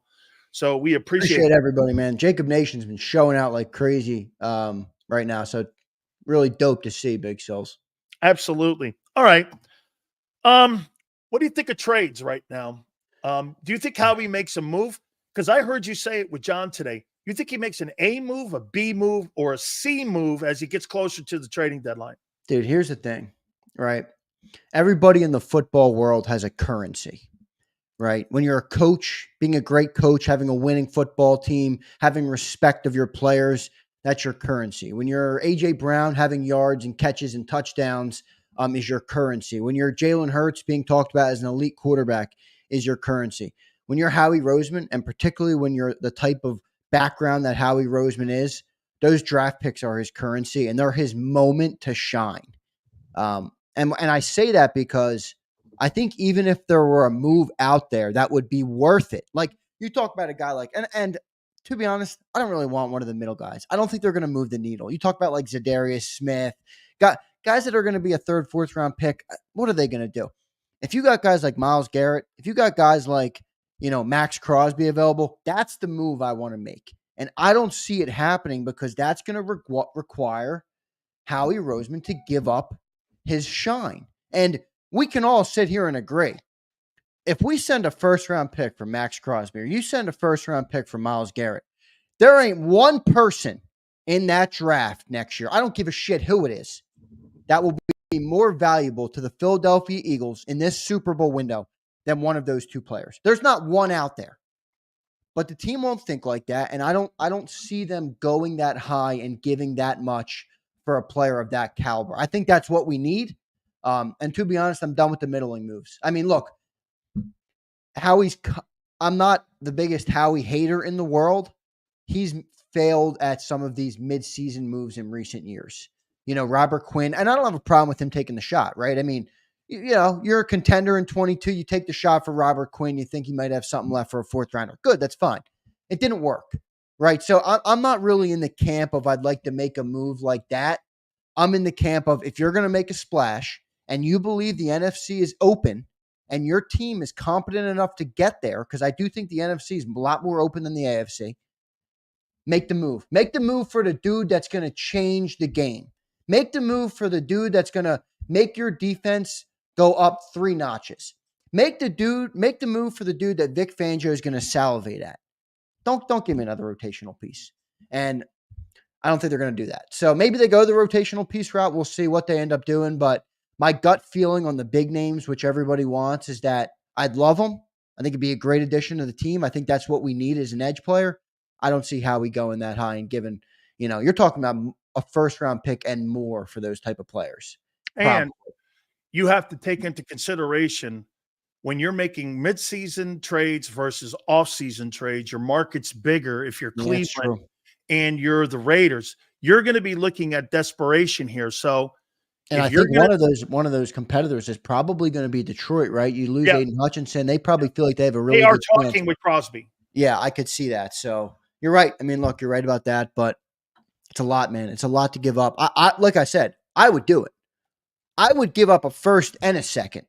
But that's just me. I don't view draft picks the same way. I view draft picks as a way to improve your team. If I can send 2 draft picks for a guy that's a bona fide edge rusher, what the hell do I care? If you're the Lions, you give a 1 and a 2 away for Max Crosby. Yeah. So when that kid comes back next year, Aiden Hutchinson, your 2 ends are Max Crosby and Aiden Hutchinson. Oh my God, dude, you're going to run the NFL. Oh my gosh. If the Lions have those two dudes, that's a See, good you got to football be team, man. looking down the road. Like you Yeah. said, a lot of people are going to be looking into micro right now. And that's a micro macro move that helps you today and it helps you the next 3 years. That's why if you're the Lions, dude, Brad Holmes has landed on every freaking draft pick that he's had since he's been the general manager. And if they land Crosby, look at what they have. They got the kid Campbell at linebacker. Their interior guys are good. They got the kid Branch in the secondary. They just went out and got the kid Arnold from Alabama as well. Look how freaking young they are. There's nobody in their 30s on that team, I dude. know. That Yeah, I would mean, you're be talking a how old is monster Max move. Crosby? Do you know? Do you know how What? old Max Crosby is? I think he's 27. And Miles Garrett's what, 28, about to turn 29, I think. Yeah, but I And don't believe those are Cleveland's gonna dudes. do that. I don't think people would like what I'd be willing to send to get Miles Garrett in Philly. Well, you'd have to do 2 ones to get him. I would do whatever they asked for. That's what if I'm the GM of a team, I'm not holding on to fuddy-duddy assets, which it's like crypto. Which I he mean, misses boom on. or bust, right? Like every Yeah. draft pick is boom or bust. Why would I wait when my window is now and I can get a 28-year-old? He is the best defensive player in the NFL. I'd be the best player. I would He'd send be 2 the ones best and a player 2 or a 3. He'd be the best defensive player the Eagles have had since Reggie White. Yeah, I mean, you would know As that a better than lineman, anybody. as a lineman, as a lineman. Yeah, makes a lot of sense. So I would do it, but to answer, I don't think they're going to. Boy, would that be nice though. I mean, Sills, that would change the outlook of the season a little bit, man. If you get a defensive guy, a guy like that, that's a game wrecker. That also is going to make life easier for your secondary, make life easier for your linebackers, and it's going to make life easier for the offense because that defense is going to be clamping teams. So what you're saying then is you think Howie needs to make an A move, not a B move, not a C move. You think he has to make an A move to be a true contender, especially in a very weak NFC. Well, I think when you look at the breakdown of our team right now, an A move makes the most sense because the positions that we need to improve, which really are linebacker and the edge rushers. That's what I think. I mean, I think you're good at corner. I think you're good at safety with CJ and Reed, and you also have Cooper that can move around. Maybe you have Avante. Like, I think you're okay. Back. Sidney Brown coming back. I think you're okay at those spots. They're getting better and they're young, but I think they're okay. Linebacker, you have, essentially trash cans. Zach Bond doesn't look like he's at practice today. He had a shoulder injury from last week, so we'll see if he plays. It's linebacker and it's edge. And Sills, you're not getting a great edge. That's not an A move. No. And a B move doesn't move the needle for me. No, I think there's A and then there's C. And well, D. Here. What does another Bryce Huff do for this team? Nothing. And what's the tier above Bryce Huff? That would be an A move. That would move the needle. It'd be like that kid Smith from Cleveland. What's that? It'd be like the Smith move from Cleveland. It wouldn't really add anything to the team. It would just be another rotational piece. Because as far as I think he's a good player. Smith in Cleveland's got good edge rushers, dude. They do. They have good edge rushers. Yeah, I mean, look, I like how old's Darius Smith though? I mean, the dude's been around for how long? He was a beast when back in his Green Bay days. I remember that. Absolutely. I think he's 32. Yeah. Well, which would mean to me that it's one of the reasons why they want to move off that contract. Cleveland would have to eat some of that contract, and you could probably pick him up for a 5th rounder. You wouldn't pick up Smith for a 5th round draft choice for depth on your edge? I mean, look, I wouldn't criticize that. I wouldn't either. My gripe with it, well, maybe I wouldn't criticize that. If you got Zadarius Smith for a 5th rounder, I wouldn't have a problem with it. Do I think it'd move the needle? No. I don't think it'd move the needle. And it's not a knock on the player. It's more of the way the team is set up. Right but now. But it's also a subtle knock on Huff. It's not quite the see here. It's not quite the hammer that Howie would have to face if you gave up only a 5. You got to remember. Yeah, but we already have a bunch of Darius Smiths. That's the problem. Wait a minute, though. You've got to improve your edge rushing. And look, man, the Browns and the Giant games, I want people to look at that as basically pyrite. Hang in there. It's fool's gold a little bit. Now you've got a top-flight offense that you have to go against, and you're going to have to get to this guy. By the way, Orlando Brown, he's got a little nick and he's got an injury here, but he's played great for them. They've improved that O-line.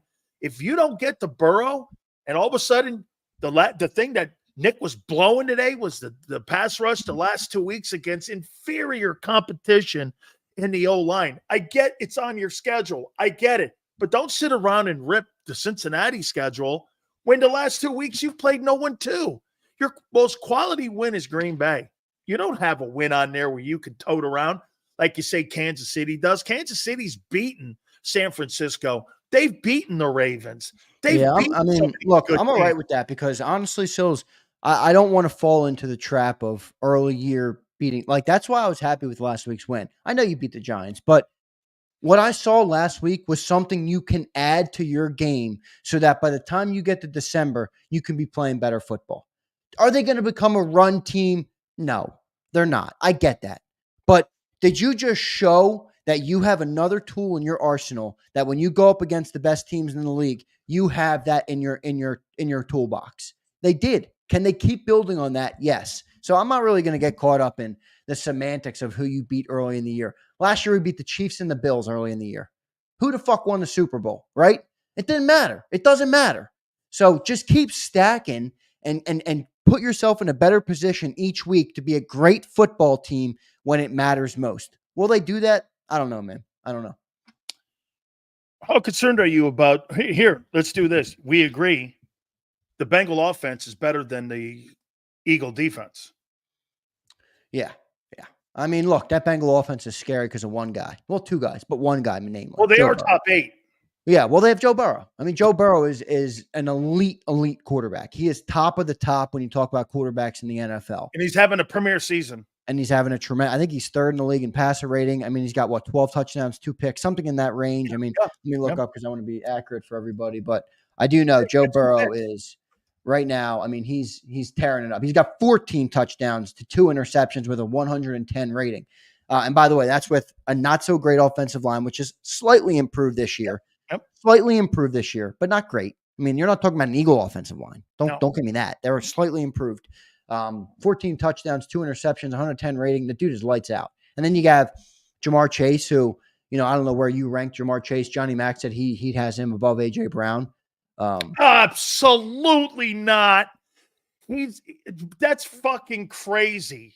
I don't know. Really, I mean, look, John wasn't saying production. John's saying from a talent perspective, I take Jamar Chase. I told him I have AJ slightly above, but you could make the argument, Sills, when you watch Jamar Chase play football, he's in that tier. I mean, he's certainly in that tier. So you think Jamar Chase and a guy like Tyreek Hill are better than AJ Brown and DK Metcalf, especially in the style of football that those two organizations play? When you factor in style of play, Jamar is a much better fit for Burrow, and AJ is a much better fit for Hurts because Hurts needs that wider catch radius and the big body player, where you kind of give him a 50-50 ball more often. Preference. Yeah, right. So, but look, here's what John said, and just to be, transparent about what John said. John has 3 elite receivers in the league. He's got Tyreek, got Justin Jefferson, he's got Jamar Chase. It's those 3, and then it's everybody else. AJ right there is top 5, he said, right after those guys. But those 3 are in a category of their own. A little hard for me to push back against that. I think that's pretty sound, honestly. I mean, I like AJ, but yeah, I mean, I don't know, man. I think AJ's right there. I really do. It's Jefferson. It's Jefferson, in my opinion, and everyone else. You can rank them any way you want, or if you like apple pie or cherry pie. After that, yeah, right. Look, this is the reality. Flexion's right here. Can't go wrong with none of them. Right. That's the truth. You're getting an A+. You want Tyreek Hill? I'll take Jamar Chase. I think we're all good. Right? Exactly. However, I don't think anybody would pass on Jefferson except for Howie.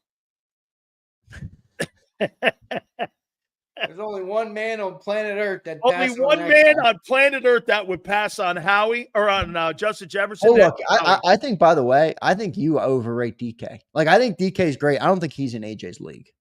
I think he helps Geno resurrect his career.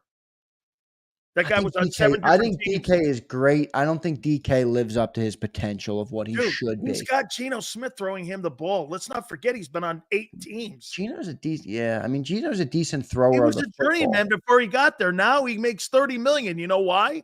Because of one guy.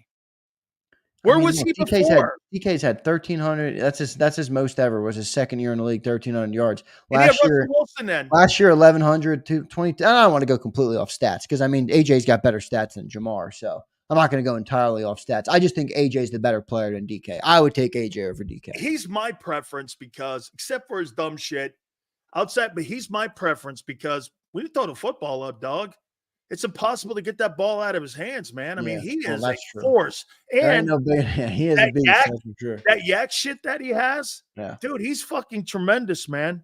I mean, okay, so are you believing now in your defense then? Since I'm hearing some really good stuff coming out. I mean, I'm not like fully sold, right? I mean, you beat up on the Giants and the Browns. They're not two good teams, but do I think there's some positive things emerging from this defense that you can build on? 100%. Does it look like Vic Fangio is playing to his personnel better in week 7 than he did in week 1? 100%. Maybe he found something with Nakobe Dean. The guy sucks in space. We know that. But he's a little downhill player. You can get him downhill a little bit. Maybe you can use him that way. Maybe you can hide him. Right. Hide him as a linebacker or in space by using him in different ways. I think Vic has found himself a little. I think this is going to be a huge week, right? Because it's one thing to find yourself when you're playing inept quarterbacks. It's another thing to find yourself when you're playing Joe Burrow. Oh, yeah. You shut him down. There's a lot of positives. Exactly. Now you're talking. Now, look, I don't expect to shut down Joe Burrow. Nobody shuts down Joe Burrow. All right. I don't expect to do that, and I'm not expecting the defense to do that. Can they show signs of improving and building on what they've done so far versus a more prolific passer and a more prolific offense? That's going to be the tale this weekend. If you see that this weekend, I think you really got something. Remember, Sills, this offseason, you told me, and I think you were right about this, and I think even a couple people in the chat have said this, 2025 looks great for this defense, right? So if you can kind of speed that process up a little bit, and maybe the offense. Well, that too, but I'm talking mainly about the defense right now. That defense is going to be good next year. Yeah, I mean, you got these young guys getting better. If you can kind of speed that up, if you can keep building on what they've done early in the year right now, I mean, you gave me the rankings for the defense. I think they're above what most of us would have expected at this point in the year. Yes. Right? I mean, they're doing solid. They're playing solid football. And they're playing. I think there's a lot to build on there. I think there's a lot to build on. Schedule. They're doing. Hey, by the way, the reason, and tell me if I'm wrong, I don't want to speak for you here. One of the things that I think the reason why you're seeing and feeling better about the defense is because the younger players are the ones that are showing up and getting better. Because again, we're not talking about vet guys like 22. These are younger players that don't have. I mean, dude, Nakobe Dean came into this year with 218 total snaps as an NFL player. That's basically chicken shit, and he was a sporadic player at best. Quignon's never played. These are the first 6 games of his career. Cooper DeJean just got on the field, and he's showing some stuff. Now, again, the disappointment is Huff because he's a 6-year veteran. Nolan Smith is starting to show something, okay? And maybe he is a BG type of guy where he's a slow crawl and he's getting better the more he feels it. I mean, Vic's talking higher about him than he never talks highly about Bryce Huff because I think he's disappointed with him. He's also talking about those younger tackles, Booker and Ojimo. He's talking about those 2 guys as they're getting better and getting more rotational pieces. Even Milton Williams, the one guy he's not talking about, he never brings up Jordan Davis's name unless asked. You know why? Remember this, Xander. If a coach doesn't ever bring your name up, you're fucking in trouble. I know. If the other guy's Bryce Huff, I mean, he didn't mention Bryce Huff. He was asked specifically about those 2 guys yesterday. He singled out Nolan Smith. Talked about Nolan in great length, about how he's improving, 3-down player. Talked about Quignon. I mean, the only thing he said about Bryce Huff is, he's showing some signs or whatever he said. I mean, it's clear that the dudes that Vic doesn't like, but I don't know. I mean, look, there's a lot of contrasting opinions about Jordan Davis. With he's a nose and he's not going to play a lot, and they were the Giants are trying to. John thinks he's a good nose tackle. He thinks he's misunderstood, and he knew this was going to happen because you took a guy with the 13th overall pick. So he's like he played 12 snaps. Overdrafted, yes. That's what John thinks. But he doesn't think he's a bad player because he's not. I mean, he's not a bad nose tackle. No. But when you have a 13th pick and you got to sit him on the bench for most of a game because the team wants to pass, whether we like it or not, it's an indictment on the limitations of the player, right? I mean, you took him with the 13th overall pick and he played 12 snaps. John will say, okay, the context is they were in passing downs all day. Okay, that's fine. It just does highlight what Jordan Davis's deficiencies are and that they're too much to take him with the 13th overall pick. So, it's going to be interesting to see what they do with him. When you have guys like a Jomo, who's, I believe, a 7th rounder. I think a Jomo was a 7th rounder, if I'm not Who had mistaken. more reps last game because Davis only had 12. And by the way, he's been productive. Yeah, he's been very productive. And that's why one thing I like about Clint 249th pick, my friend, Jomo. How about this? You know what I love about him? What I love about him, what I love about Vic Fangio. Vic's not playing to your draft place. He's going to play the guys who produce, and that's what Clint Hurts doing too. Because get this, Xander, I don't care what Howie Roseman or Nick Sirianni say when they go, that just worked out in the rotation. Let me tell you something. Agents will call Howie and go, what the fuck are you doing with my playing incentive guy? Because he's got a deal in his contract, Jordan Davis. I'm sure that 75% of the plays that he plays, he gets a bonus of $400,000 or $500,000. You're playing my guy who was the 13th pick, 12 snaps. Wait, even as a rookie, you have that? Oh, you have all those. You have all those things, roster bonuses. I didn't know as a rookie. Oh, you have all that in there based in your contract. Absolutely. Like, look, if you get 10 sacks, you probably get $1 million. If you're the rookie of the year, you get another $1 million. Dexter Lawrence, boy, he getting a couple mil. That dude racking up sacks at the nose. Hey, where did he play ball? Huh? Where did he play ball? Dexter? Was he Tennessee? Was he a Clemson guy? He might have been. I thought he was Clemson. Yeah, good call. Clemson. Yeah, yep. He's a Clemson guy. God dang. Yeah, I knew it was orange. I knew it was something orange. I said Tennessee. Hey, he's a Clemson. I'll tell you what, man, that guy's the best in terror. Him and that guy in Tennessee are awful good there. All right. Do you believe they're going to run the ball more in this game where Cincinnati's run defense is suspect at best? Or do you think they're going to throw the ball? Because how about this one? You got Joe Burrow on the other side. Bro, you can't get into a shootout with that guy. I wouldn't want to. Not with that noodle arm. You're not getting in that conversation. This is a much more interesting conversation than I think people realize for this game specifically, because it's not all about, do we want to become a run identity team? Right? I mean, you want to keep Joe Burrow off the field, so that's why running is a positive. Remember, you have Fred Johnson in from Ilata, who the best way to mitigate a pass rush is to run against it, and they have Trey Hendrickson, who's an elite pass rusher. How do you take him out of the game going up against Fred Johnson? You probably run the ball at him, right? I mean, like you do against the Eagles pass rush. That's how you get rid of them. So there's a couple interesting things here about, maybe they do have a run approach. I have a feeling they're going to come out and try and establish it, but they're going to be too panicky, right? Like if Joe Burrow gets one touchdown, they're going to abandon the run like they always do. But I don't know. We'll see. I hope they build on it because I think this team needs to be more balanced. And Detroit proves it every week. Just because you're down to an opponent doesn't mean you need to abandon the run. Like, why is that a philosophy? I don't get why that's a line of thinking in the NFL. Detroit was down 10 last week. Detroit was down 10 last week. They had a balanced attack all throughout the game. They marched back. They set up the play action for their quarterback. They got some stops on defense, and they came back and won the football game. I mean, don't abandon the run. Now, if you're down 28-0, okay, yeah, no crap. You're going to have to throw the ball. But 7 points, 14 points, I mean, come on, you're still in the football game, especially when it's early in the first half. So I hope they stick to it. I'm not sure if they will. We shall see, Big Sills. Well, we'll see, too. If one thing's for sure, if my boy Jordan Davis can stay out of DQ with them Blizzards, just make sure you stay out of there with them Blizzards. On that. Hey, I'm going to ask you one more time on this because I had to look it up. What do you make of the Bengals being favored by 2.5?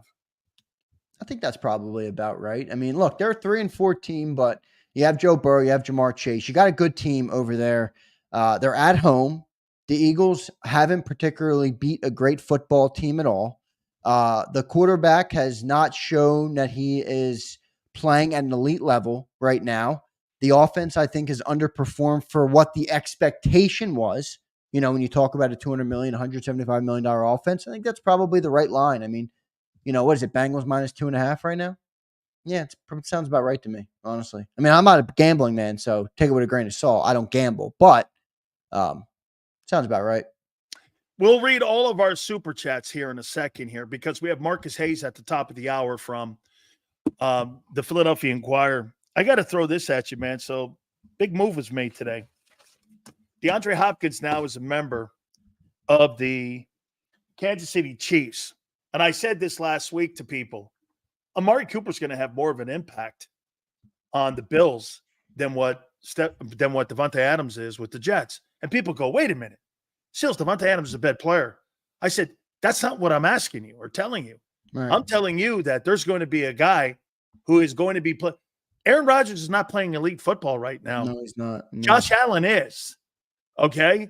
And when you got a guy in Kansas City that's throwing to trash cans and vomit bags, and now you add a guy who's fifth in almost every – do you know you could probably make the argument in the last 10 years that him and Mike Evans are the two best wide receivers in pro football. And think about who Hopkins has had throw the ball to him. T.J. Yates, okay? He's had those bums in Arizona, and now he's had Will Levis. Yeah, okay? Brutal. Just Dude, he's one brutal. of the best third down wide receivers I've ever seen. Do you know the impact that he's going to have on that freaking team in Kansas City? And with the rest, like a guy like Xavier Worthy, dude. You know what the best thing for him is? He went to – I know it's great to go to Mahomes, and I appreciate that. It's great to go to Andy, man. Andy is going to know scheme him open. Exactly what to do. Now, look, I will say this about DeAndre Hopkins. Definitely on the other side of his prime. Right? Completely 100%. True. Yeah, that's obvious. But boy, you go to Andy and Patrick. If there's anybody that's going to get him as close to that prime form, it's those two guys.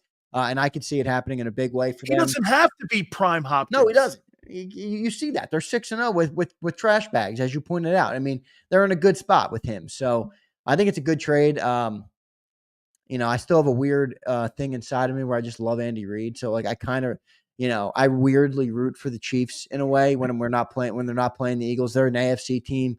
They're not really a threat to us till the Super Bowl. If they're not playing the Birds, I root for Andy. I like Andy. I think our organization failed him in a way. I know he didn't get us over the top, but I don't think it was all on Andy Reid. And I think there was a maturation process there. But 14 years. I got it.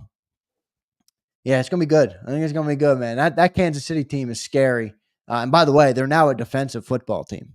Oh, yeah. I mean, you never thought you'd say that with Patrick Mahomes and Andy Reid at the helm. They're a defensive football team. Do you agree what I said, though? Front offices, general managers, and owners don't win Super Bowls. Coaches and players do. Yes, they do. And that's the fundamental problem you have in Philly. Well, you said it earlier. I mean, look, I think it was Kim who asked you about doing the top 10 organizations. You're right. Eagles are a top 10 organization. They're a great winning organization. Yep. They're not a great championship organization. That's right. And I think that's the best way to put it right now. And yeah. That's the reason that everybody's like, oh, Sills is such a hater. I'm like, Sills comes from a cloth of championships, not winning. Championships or bust. So when Sills calls out problems, that's the lens he views it through. Most people don't view it through that. So I get why play it? I mean, hey, look, I got that you're around the rim every year, and I think that's cool. Hey, wait a minute. Congratulations. You're not the Jets. Is that what you want me to say? I mean, how much victory laps can you do not being the Jets? Yeah. Hey, we're going to get Marcus Hayes on, so let's do these super chats here. Yeah, real quick. Let me roll through them. C. Figgis checks in. Hey, fellas, what if Jalen just needs more time? Look at how Sam Darnold, Geno Smith, and Baker Mayfield just started playing decent football. Outside of Patrick, Lamar, and Allen, all QBs overrated. I think he meant are over dollars. Say, man, it's a great point. And look, and it's something we've talked about. Ryan Tannehill. I think the problem with it is with Jalen is C. Figgis is I don't know how long his window is going to be open when you rely on your legs so much as an athlete. Right. And by the way, he got paid. Baker never got paid from the Browns. Geno was let go early. Sam Darnold never got that contract. Jalen's locked in. So our window to win is now. I think it's a good point. I think if people give Jalen enough time at 28, 29 years old, I think he could be a really good quarterback. I don't think he has a skill set, but let's move on. Good stuff there, C. Thank you, brother. Appreciate it. Abe says, wouldn't have this issue if we just re-signed Reddick and not signed White, CJ Gardner-Johnson, Huff, and cutting Bradbury. Penny pinching Howie. You know what, Abe, I appreciate the point. I don't even think it's as much penny pinching as it is, I think, just wrong decisions. Yeah, philosophical miss. Just bad, just bad decisions. There's some bad decisions in there. Absolutely. And that's what I have the issue with for sure. Yep. Go ahead, Patrick checks in. Sills, why our D-line is ineffective at running twists and stunts? Did you get this already? Yeah, I did this one. You did? Yep. Okay, so we got them all. And then did you get this one from Kimberly earlier? Z and Sills. My past career used to work at the New York Stock Exchange for Goldman Sachs. That's why I see vividly the financial side of the NFL. Holy cow. Hey, you want to hear something, Kimbo? I don't say this much, but I got my Series 7 with Bear Stearns.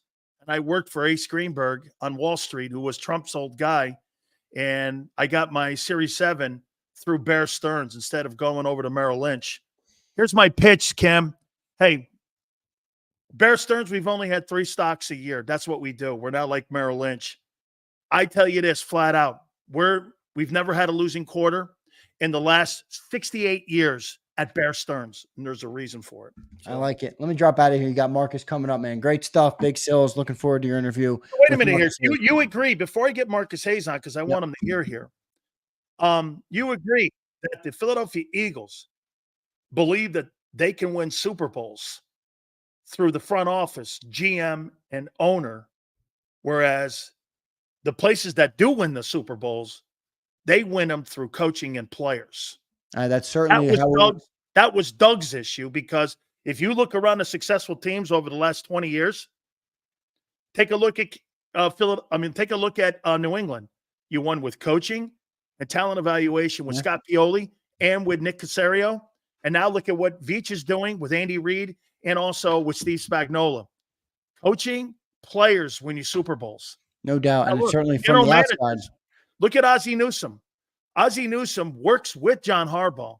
The head coach doesn't work for the GM. Yeah, no doubt. And that's what it looks like from the outside. When you look at Chiefs, like you mentioned, and, obviously the Patriots dynasty, that was obviously Bill Belichick there. And then you fire Doug, 3 years removed from our Super Bowl. It's obvious what the Eagles value, and I think you bring up a good point there.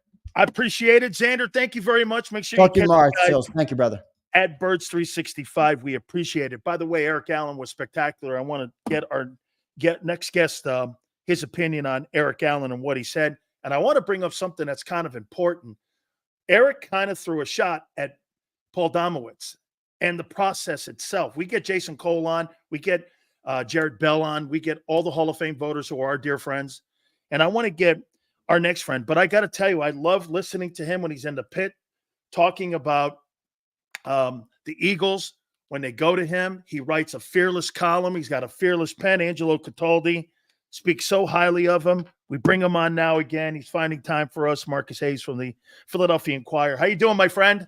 Good, Dan. Thanks for having me. Eric Allen, I want to start it with you here and tell me what you think of this. And again, this is not really an indictment on character of Paul, but he said this, and I asked him, I said, do you think Paul Domowitz does a good enough job representing the Philadelphia Eagle players for enshrinement into the Pro Football Hall of Fame? And he hedged. And he said, I'm not sure. The process itself, how do you feel about the process? And Marcus, I don't want you to talk crap on Paul here, but I'm asking about the process for a guy like Eric Allen with 7 Pro Bowls, the 54 interceptions. This guy belongs in the Pro Football Hall of Fame. And sometimes in certain markets, you just don't have people. And that's not just a Philly thing. That's in other places. How do you feel about that? Well, let me start by saying I vote for the Baseball Hall of Fame. I'm a baseball writer, and I vote for the Baseball Writers Association Hall of Fame. And every year, right around the first of the year, I publish not only my votes, but every vote I make and why. I get 10. I always vote for 10 guys. Usually the bottom 4, it's not a very strong argument, but I vote for 10 guys. I said that to say I vote for 10 guys because I think Halls of Fame are ridiculous. I think they're foolish. I think they're silly. There is no universal criteria for individual Halls of Fame, much less, Halls of Fame in general. There are plenty of players in every sport in halls of fame that don't belong there. You and I know that. So it's nothing sacred to me personally. A lot of people, I understand, a lot of people really care about this. It's not something I really care about. That's number one. Number two, I think it's better to err, to make a mistake putting too many people in than too few. So if you want Eric Allen in, that's fine by me. But again, I'm not a purist. Some purists will argue against Dick Allen or Eric Allen or Ethan Allen, the great Patriot. Not New England Patriot, just Patriot. So so those are two things. The third thing is I find it very unseemly that people like Paul and baseball writers as well who lobbied for Dick Allen or lobbied for other players to make the Hall of Fame. I don't think it's his responsibility to lobby for Philadelphians. I think it's a dereliction of duty to do that. And I know he did it.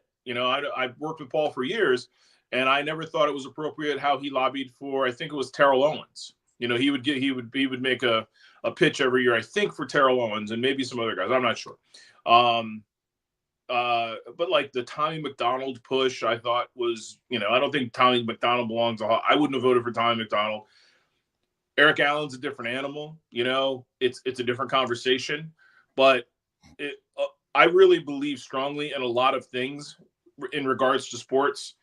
But I guess kind of ironically or unusually, Halls of Fame are not among them. I love your comment. I got to show you something because I wasn't going to go here with baseball with you, but now that I found out, because I'm going to make a comment that I opened my program off with, obviously with the passing of Fernando Valenzuela, my friend Dick Allen. How could Kirby Puckett be in the Pro Baseball Hall of Fame and a guy like Wampum, who, in my opinion, Rookie of the Year, MVP, one of the greatest sluggers of all time, one of the most dynamic characters of all time? Do you see Dick Allen as an MVP, or excuse me, as a Hall of Famer? And by the way, the Hall of Fame you vote on is the toughest Hall of Fame to make because there's a 75% where you have to have the vote. It's not just, hey, I'm voting for him and 50 guys put him in. You got to have 75% of the vote to get in there. So certain guys have come, and I know he came very close. I think it was 73 or 74 where he came that close. Did you think he was a Hall of Famer? Oh, sure. But again, I'm very liberal. I literally vote for guys who I will concede don't belong in the Hall of Fame. But most of the guys I vote for that, quote unquote, don't belong are guys who aren't going to get in anyway. It's kind of I understand what the system is, and it is not sacred to me. It's important. And certainly the guy, I think the guy with probably there are two guys, actually, both Philly guys that I think will never be in the Hall of Fame, but I think should be compared to some of the other players that have gotten there. And they're Bobby Abreu and Jimmy Rollins. Bobby Abreu is the best Philly. He's the best Phillies baseball player of the last 25, 30 years. It's not really close. He was spectacularly good. He was like a mini Canseco, and never popped for PEDs. He was unbelievably good. He was, people didn't like him because he didn't run out every ground ball and he didn't run into walls. He's the best player. He's the best baseball player they had, unless, you consider Roy Halladay's 2 seasons to be better. Or, I guess Bryce Harper's making a case with an MVP and great postseason runs that he's the best baseball player they've had, or Zach Wheeler. But, again, I don't lobby for these guys. I'll write about it. I'll say, hey, this is why I think they belong. But I see guys getting votes I see other guys getting votes who deserve it less than they do.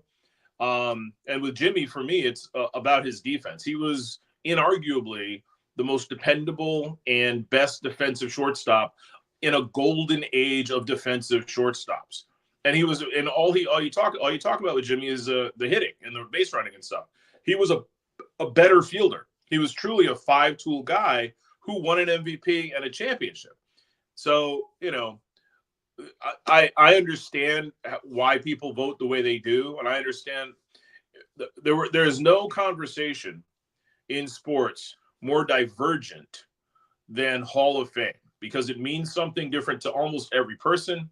And almost every person thinks, like, if Curt Schilling hadn't been Curt Schilling, the person, Yeah. I believe that performing in the postseason it amplifies your value.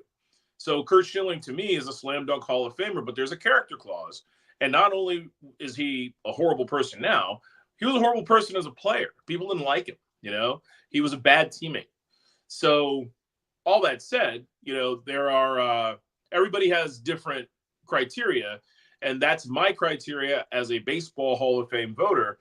And if Eric Allen and those light eyes want to be in the Hall of Fame, God bless him. It'll be a prettier Hall of Fame. I'll tell you that. I love him so much.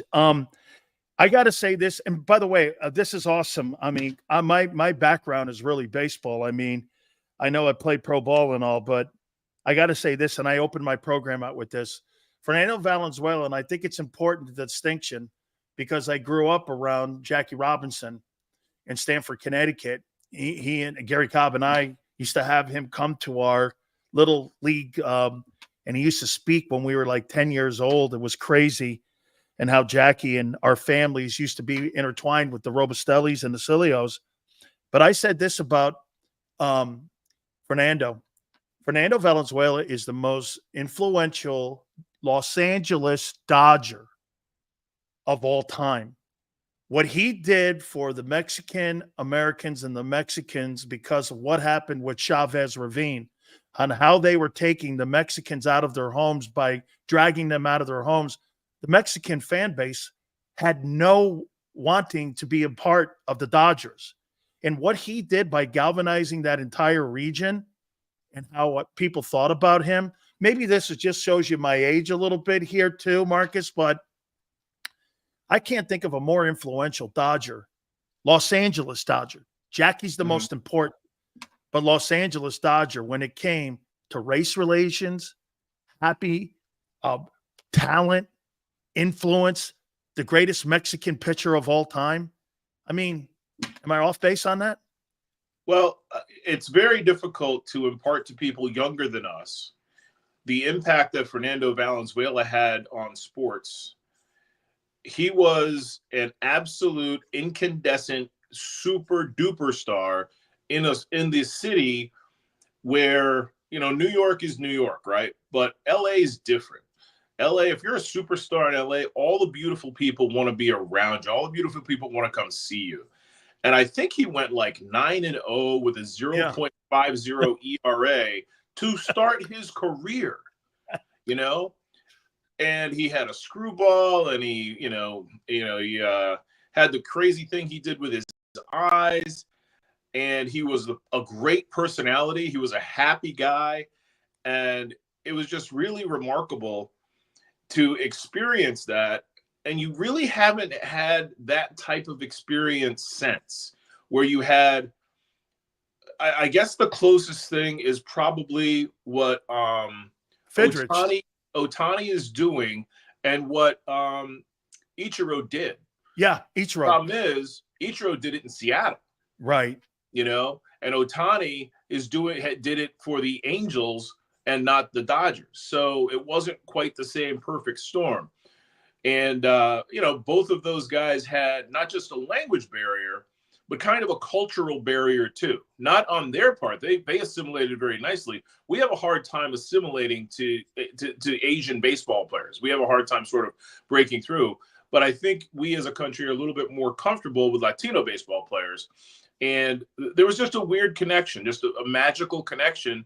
And I think a lot of Dodger fans are Dodger fans because because of Fernando Valenzuela or because their parents were fans of Fernando Valenzuela.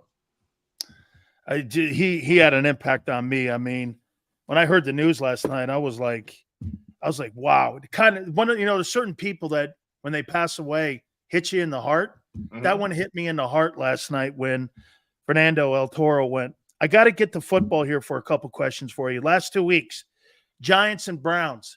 Have they moved the meter for you in any way on how you're perceiving this Eagle team so far this year in 2024?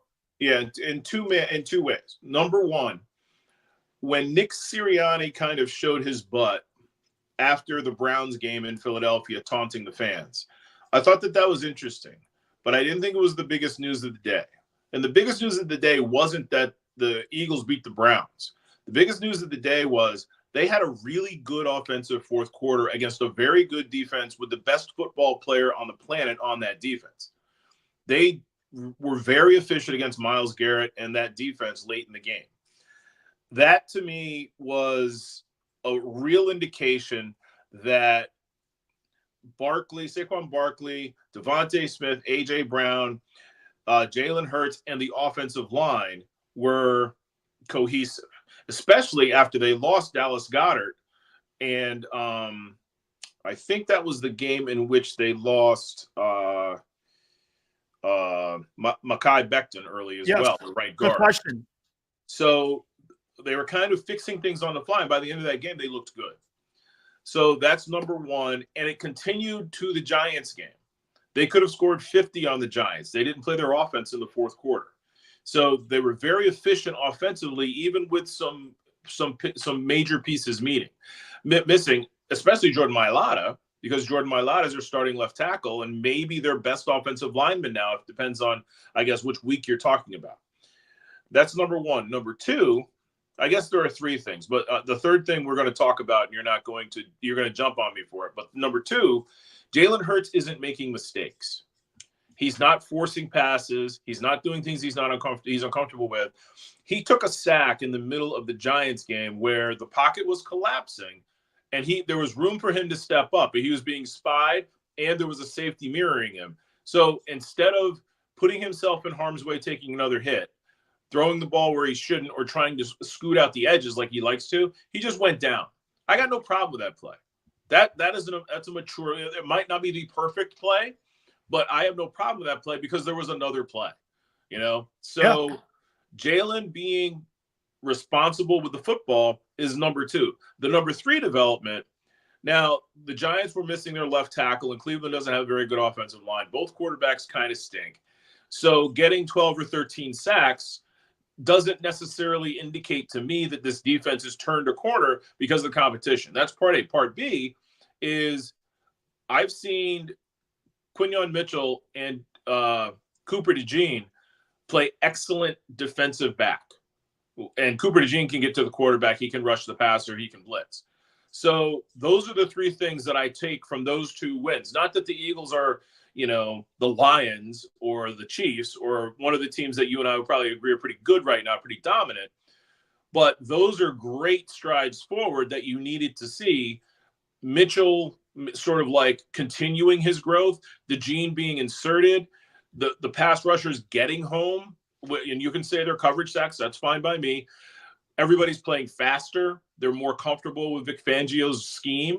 Bryce Huff has been diminished. Jordan Davis has been diminished. So this is how a team comes together. This is how a Vic Fangio defense comes together. He doesn't ask players to do what they can't do, and he maximizes everybody's strengths. So those are the things I took from those two wins. Yes, they were two bad teams. Yes, they're two coaches who are probably going to get fired. But you got to beat the teams that are bad in order for you to be good. Jalen Hurts, do you think since the start of the 2023 season to October 23rd, 2024, you think he's gotten better? He's better at some things. So as you know, the NFL not only is about adjustments, but it's glacial adjustments. It takes teams entire set. Like the reason Andy Reid and Bill Belichick are so good is they adjust immediately. Sometimes play to play, certainly series to series, and they don't wait till halftime. Fangio's like that. Fangio's very good at saying, okay, this is what their strategy seems to be. Let's show them this. So that said, it took teams about a season and a half to adjust to Jalen. So how do you adjust to him? Well, you spy him. You must rush him. You leave the middle of the field open where he hates to throw. So you make him uncomfortable. And so that's what happened from 23 to now. what we've seen in the last couple of weeks, what I think is really a seismic change, a big difference. Jalen, he still isn't processing things the way he needs to be an elite quarterback, but he's not trying to make the hero play like a poor quarterback does. So maybe he will one day. He's got three big things to work on: footwork, processing, and his release. His release is slow, right? Yep. It has to be real quick because he doesn't have a huge arm. I don't know if those things will ever change, but he's a good enough quarterback in the last two games to give me, I guess, optimism that he will be a better quarterback at the end of this season than he was at the beginning of last season. But no, between, I would say, the beginning of the 2023 season and the bye week, you pretty much had the same guy. And that guy was the same guy you had the year before, except teams had adjusted to him. One of the reasons that I wanted you on today is because I thought of you and Nick Sirianni's dilemma. I thought he was a complete fool after the Cleveland game. And then when I watched him, how he conducted himself at the press conference for the Giants, talked about him being emotional. Hey, he was talking about Barkley. He goes, hey, you want to deal with an emotional guy? I'm your guy to come to. I thought that was pretty good, you know. And then when he went over to Barkley on the side, and I'm not a fan of this guy, but when he went over to Barkley and said, look, you're a couple yards away from your all-time rushing number. You know, do you want to get it? You know, I want you to get this, but, you know, I feel kind of weird putting it. He goes, no. And then when he had this week, I think it's been what you said. This guy's still learning how to be a head coach because he goes from one extreme. And this is still my problem, though, Marcus. I don't want my coaches to look like that, screaming in the fans and then turning around. And one day, there he is being a pretty good leader with his guys coming out of the Giants game. It's just too much like this, Marcus. It's up and down. It's all over the place. And I want a guy, not saying that I'm ever going to get a Tony Dungy. I want a guy that doesn't get too high or get too low. I want a guy that's going to be balanced. You think he's got the temperament to be a head football coach, or do you think that's still a process and work right now for him on still dealing and how to deal with that? Because that seems to be his biggest enemy. Well, he's a young man. You know, he's a young man and a very young coach. So I think he's growing into the job and understanding that his actions have consequences. And I don't want to get like too philosophical or political or whatever, but the demographic that Nick Sirianni is in, he's a middle-aged, privileged white guy who's had incredible success his whole life. Now, this doesn't make him a bad guy. It just makes him feel like, okay, and he's very seldom been told no, or you can't do this, okay? In our country, guys like that have a hard time adjusting, a hard time reining themselves in, okay? So all that said, it doesn't mean he can't adjust. And yeah, I've seen a difference in Nick in the last 10 days or so. I thought the worst thing Nick did, and this is an indictment of Philadelphia fans, the worst thing Nick did was taunt the Chiefs fans on camera in the tunnel, okay?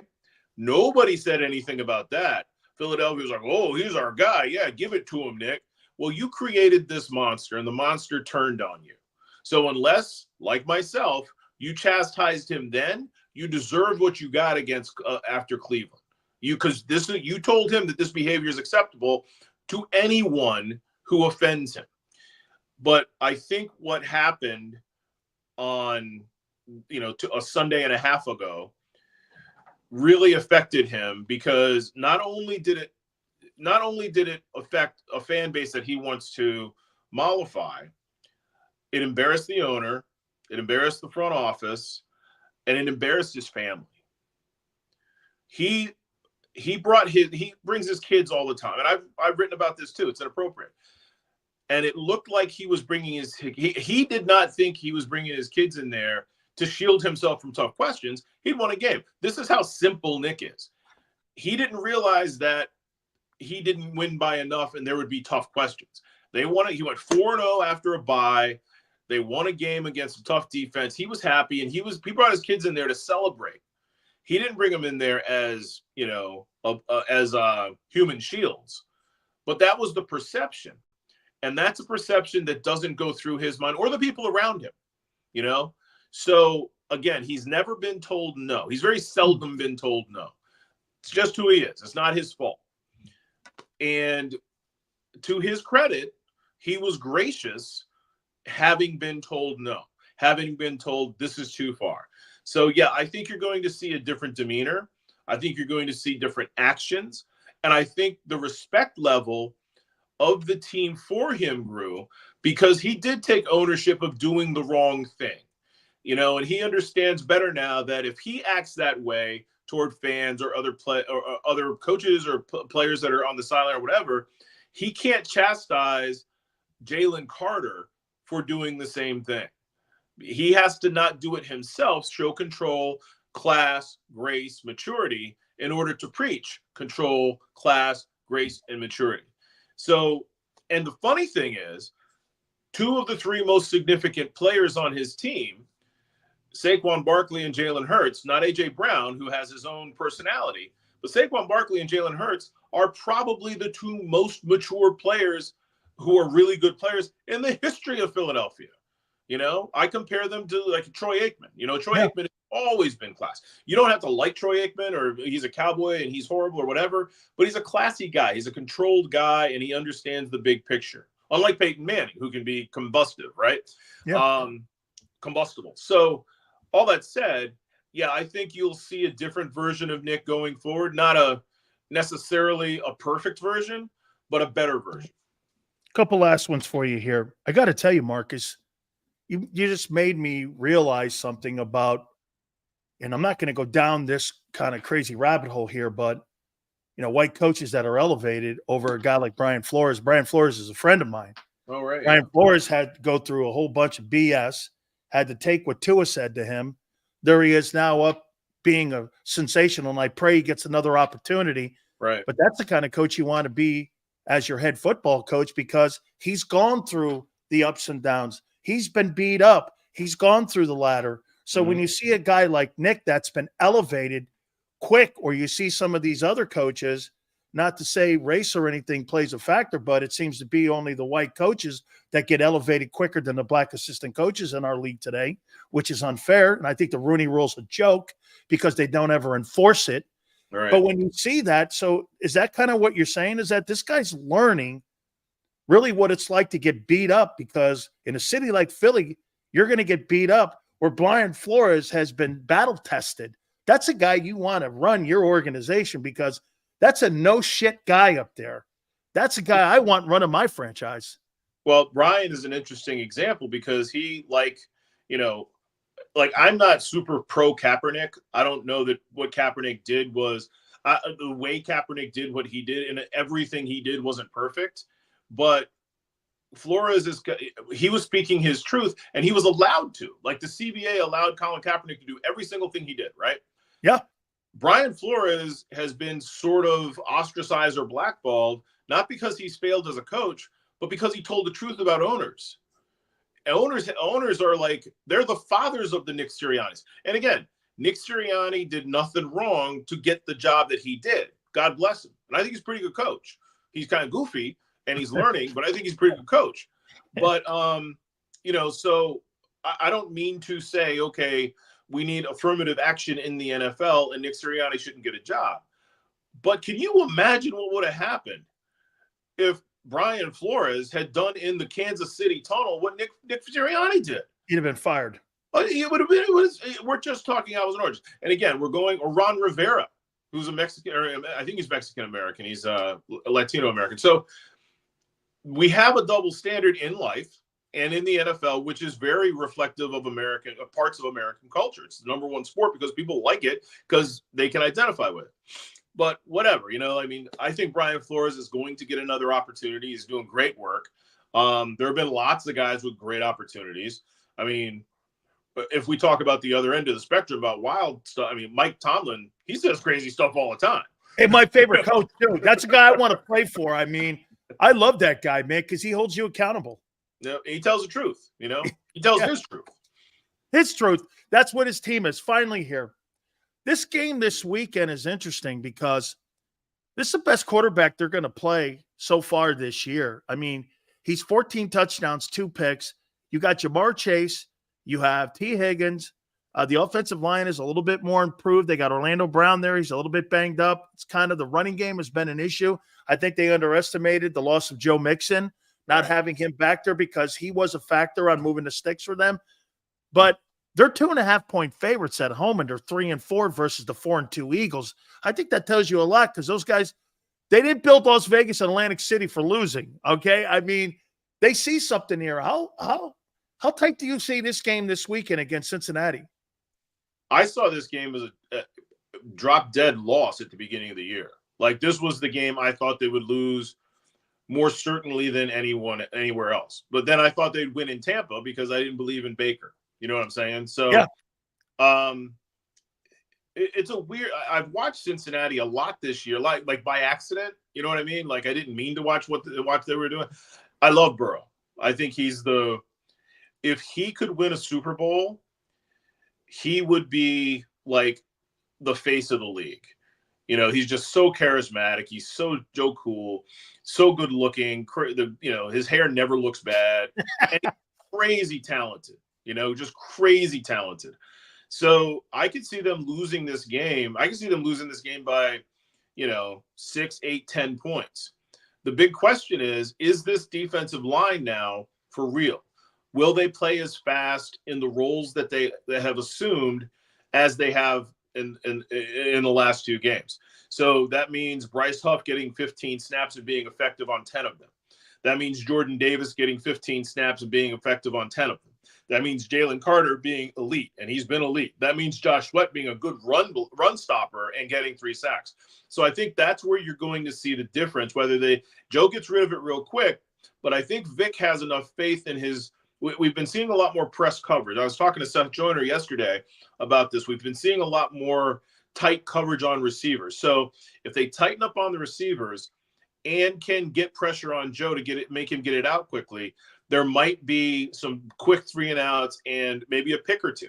I know Joe doesn't throw it into trouble very often. He's got really good receivers, but he, on the other hand, like you hit three drives out of bounds, you're due to hit 1 straight. You hit 3 straight, you're due to hit 1 out of bounds. So maybe Joe Burrow is due for a clunker. But yeah, I love watching him play. Him and he and Justin Herbert are my 2 favorite quarterbacks to watch throw the football. And I'm going to Cincinnati this week. We don't travel. Columnists don't travel every week, but I really wanted to be in Cincinnati, not to hang out in Covington, Kentucky, which is where you stay if you go to Cincinnati, but to be in the stadium for this game because it's kind of like watching Aaron Rodgers in his prime. I always wanted to go to Green Bay because I thought Aaron Rodgers was incredibly special. I thought he was the Michael Jordan of the NFL, and I think Joe Burrow might be the next one. Skyline chili. Try it. Oh, it's horrible. We used to have to go to Cincinnati every year. I was over the Phillies. We had to go to Cincinnati every year. And we would stay they had this beautiful Marriott. And most sports writers are Marriott people. People don't realize you have to stay across the river in Kentucky.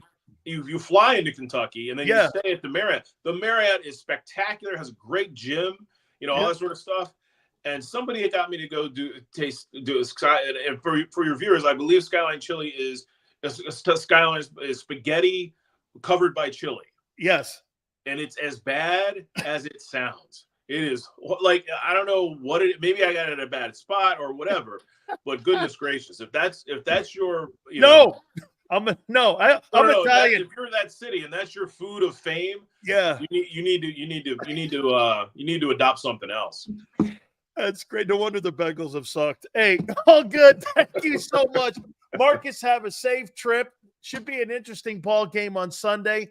Thank you for always finding time with me. It's always a great conversation.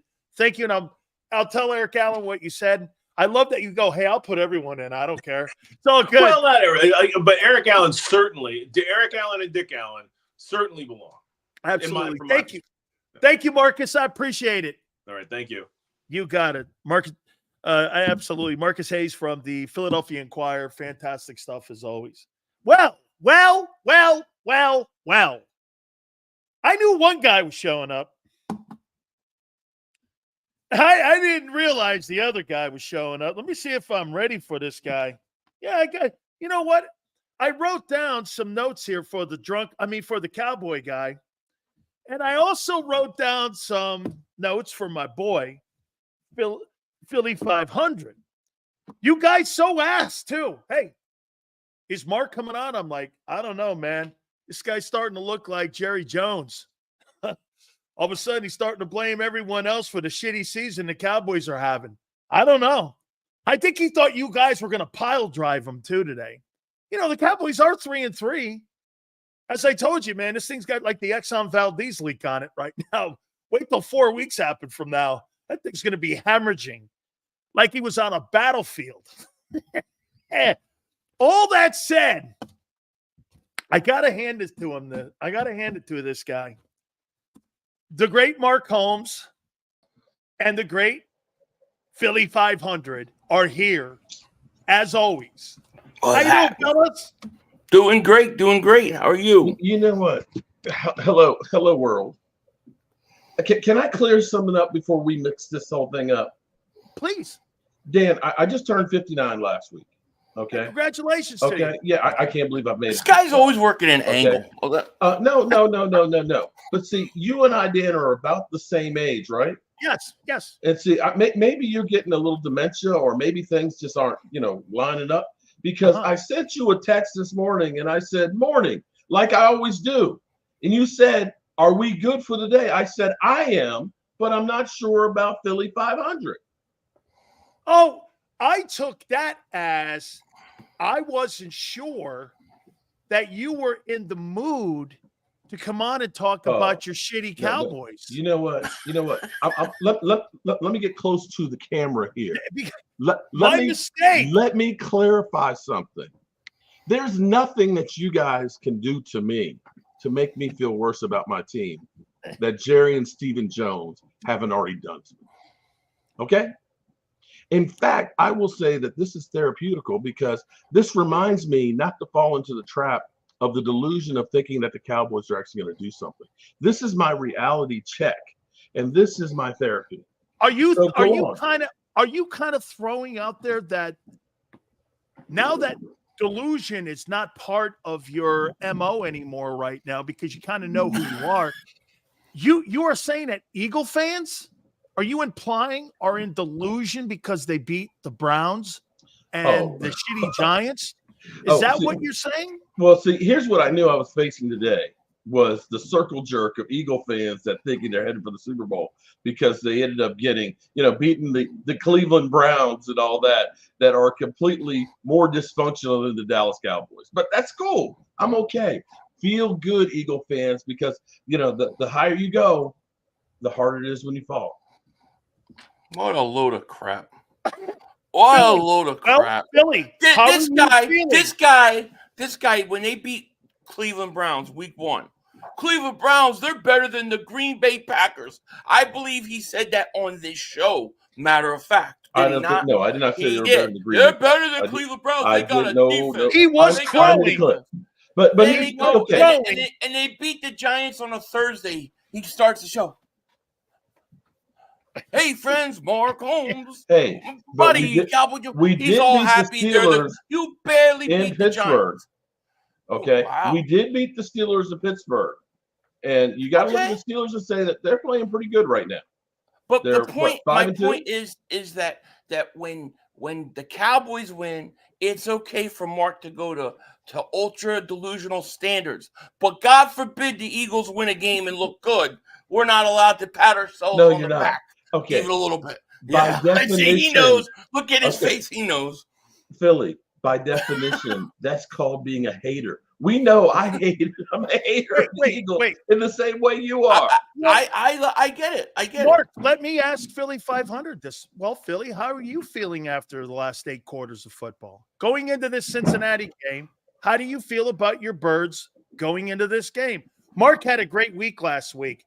Cowboys won. They didn't have a game. Go ahead. We still lost. In a way, I'll get to it.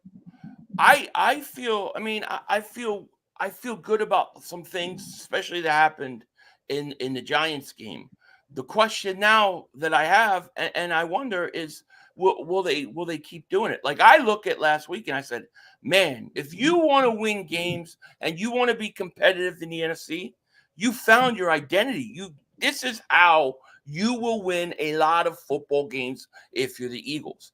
The question I have now is, will they stick to it? Will they stick to coming out and being a smash mouth football team that will run the ball, especially early in the game, improve on that first quarter and, build up a lead that way, work off the run game, work off the play action, things like that. Will they do that? Will they commit to that? Because this team can do that and win a lot of games. And I think it would help the defense. That's my issue right now. Will they do it? And I agree. I don't think they will. I think they'll come out and they'll throw 40 times to start next game. And that's what worries me. But I thought there were some really good signs that came out of both games, All right. Especially the Giants game. All right. I'll get back to that. I want to go over to Mark now and throw this at him. So, Mark, help me out here. Saquon Barkley is second and only 50 yards behind Derrick Henry, who's on pace for 2,100 yards and owns 2 homes in Dallas. Let me just take those two guys off the board. You had Aaron Jones, who's annihilating teams in Minnesota. You arguably had the greatest free agent market in the history of running backs. You want to hear something, Philly? The Cowboys, I think, are averaging like 77 yards rushing. You know what average is in the league? It's 123 yards. That's average. Who's the running back again? It's Oliver, Ricky Ricardo, and some dude. Yeah.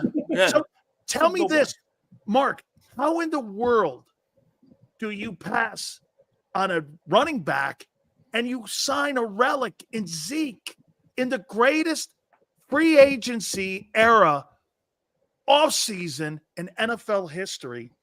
How are you looking at that Derrick Henry non-move now?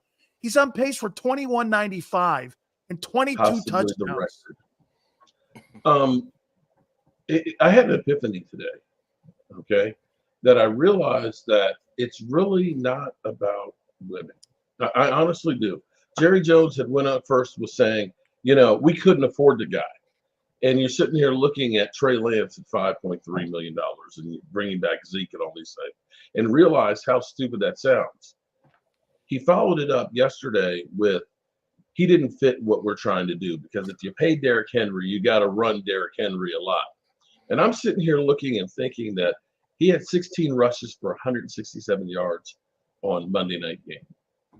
And you realize how stupid Jerry is, where he's just selling you bullshit. I don't know how. I wish I had an answer for that. That he literally figured that Zeke Elliott was ours 2 years ago. He's overpaid and not doing it. But we can bring him back now that he's in worse shape, and we're going to win it all. How about this, Mark? When he makes a comment that he doesn't fit, that's like saying a chick with giant cans and great legs is not for everyone. Mm-hmm. Okay? I mean, I mean, dude, she's everyone's type of guy. You find a guy, you get somebody like that, you find a way to make him work. You find a way to make it work. A chick with giant cans and a great ass and great legs, she's everyone's type. Okay? Yep. That guy, for him saying that, he's now going to look at potentially finding a scapegoat here. And so that's already going on. Is it going to be Mike McCarthy here? Does he survive the year? Here's what we've got going on right now. We have a circular firing squad, or maybe you want to call it used to be a circle jerk, I guess. I don't know. But what's going on? What's going on is, so now you have Jerry saying that, he didn't fit and all that. Now he's talking about the play calling. So then you get Mike McCarthy who's saying, no, there's not a problem with our play calling. Now it's practice. And now you're going to the players where Jordan Lewis is kind of like, it's a big distraction where we have all these tours and we're in there lifting weights and we got people knocking on the glass like, it's feeding time at the zoo. So nobody is taking responsibility for everything. Everybody, I'm good. Everybody's pointing the finger at somebody else. Mark, that shit went on. Mark, that shit went on at Valley Ranch when we were working out outside Fans would come by and watch, and they won 3 Super Bowls. Okay.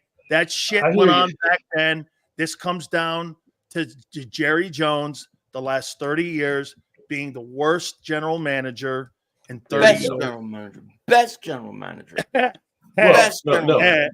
Here's I what love you got to the look guy. at. He's I the love worst him. general manager as far as winning, but he's winning in the publicity area and Okay. making money. He's making money hand over fist. The another question 5,000 years. how much money do you need to make? At some point, you got to say, I got enough. I'm 82 No, years old. he said let's worry this, about Mark. winning one more ring. No. What he doing that. said was, Philly, you know what he said? 3 Super Bowls is enough for my legacy. The rest of it is about building the brand up because he bought the team for 100. Hey, however you want to look at the chapter, sometimes the best part of the book is the beginning. Sometimes it's the end. Sometimes it's the middle. Jerry Jones's book is complete almost because he built the 3 Super. Hey, he did more than Landry. He did more than Tex Schramm. He did more than all those guys, and he tripled the. Hey, his story's complete. The problem is that Cowboy fans think that this guy's still looking for one more over the rainbow ring, and it's not happening. Okay, let me get over to Philly here. This week he got Joe Burrow, dude. He's 9th in offense right now. He's got 14 touchdowns and 2 picks. He's clearly the best quarterback that the Eagles are going to face. Are you buying your defense right now when you got to play? And by the way, forget this, Mark. The Eagles are 2.5-point underdogs in this game to a 3-4 Bengals team. Ouch. I don't know. I mean, I think you gotta. I think in defense, I think you have to go out and be able to show that you can do things multiple weeks. So I need to see them do it again. I mean, let's face it. They did play Sean Watson and Daniel Jones. I mean, 2 really stinky quarterbacks. I mean, come on, they stink. Burrow's a different animal. The Bengals they start slow, but they always seem to come on, as the year progresses. And if you look at the games, like especially the last 2 times we played the Bengals, always weird things happen in those games. I like what we've seen from the pass rush the last 2 weeks, but I need to see more. I still need to see more. Mark, over to you now. Who would you rather see as the head coach of the Dallas Cowboys at the end of this year? John Gruden? Eric Allen hopes he gets another opportunity. By the way, he said that on the program yesterday. And I'll talk to you, Philly, about Eric here in a minute. Or would you rather see a 72-year-old Bill Belichick? Because I'm going to make a point to you on something here about Gruden. If Gruden didn't have the emails, would he be making $20 million a year right now, one of the highest paid coaches in the National Football League? And would there be teams all over him right now? Yes. He had $120 million. He had a $120 million contract with the Raiders. He had a $90 million contract when he was with the Buccaneers, and they made 3 draft choices for first rounds for him. You're not talking about a bad coach here, dude. You're talking about a guy who knows how to win.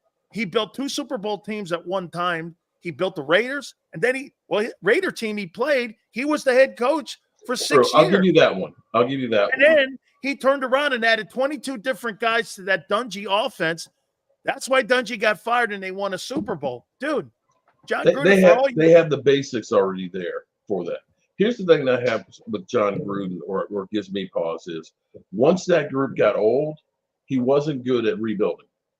And when he went to the Raiders, that was a complete rebuild. You have to kind of question some of the moves that he made there with the team and so on. He just could not. Well, he's not going to have that control in Dallas anyway. Gary's going to control. Then let's go to the real reality of all of this.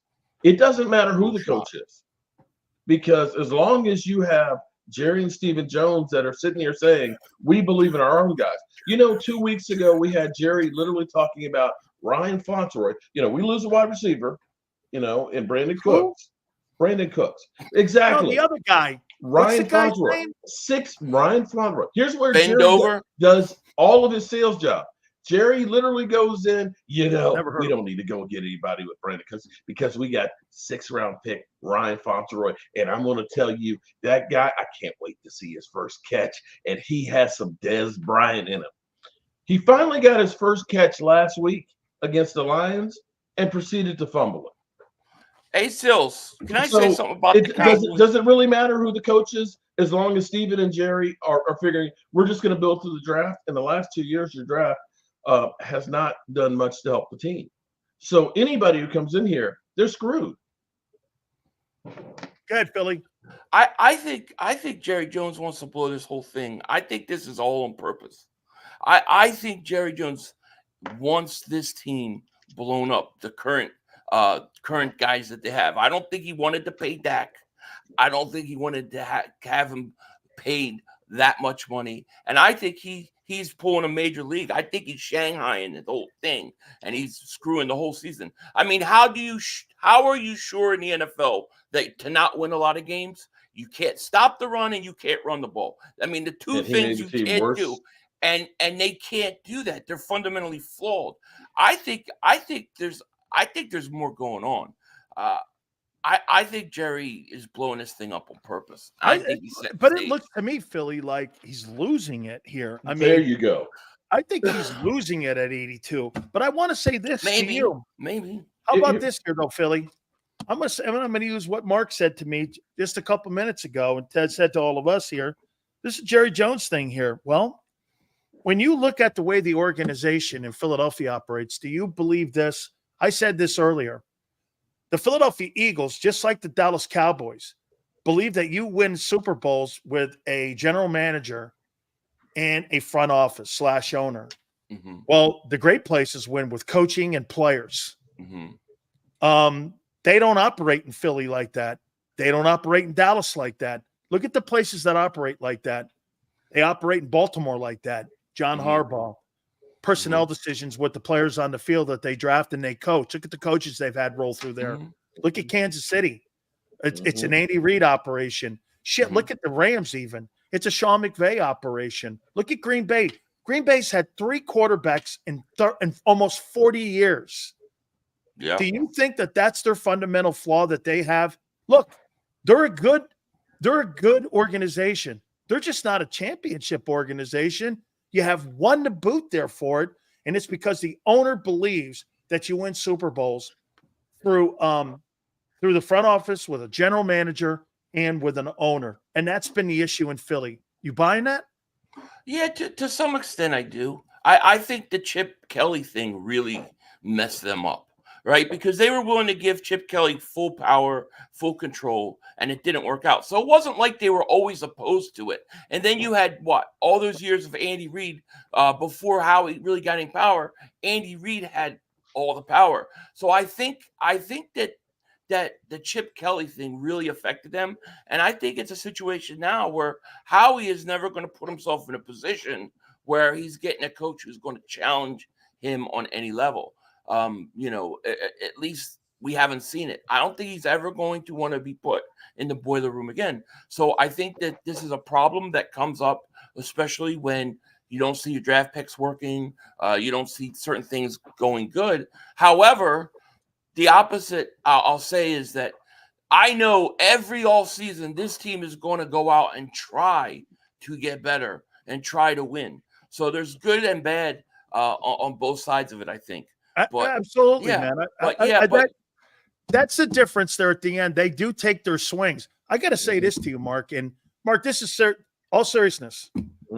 Cowboy fans are in a really awful place. And I'll tell you why. Here, you're right. No matter who you hire as a coach, assistant coach, no matter who you hire as a coordinator, and to some extent, no matter who you draft, you're always going to overthink them, always over-evaluate them, because the owner believes that his decisions are the Tiffany standard in the NFL. And the problem is the owner's delusional. Your fans aren't. He's delusional.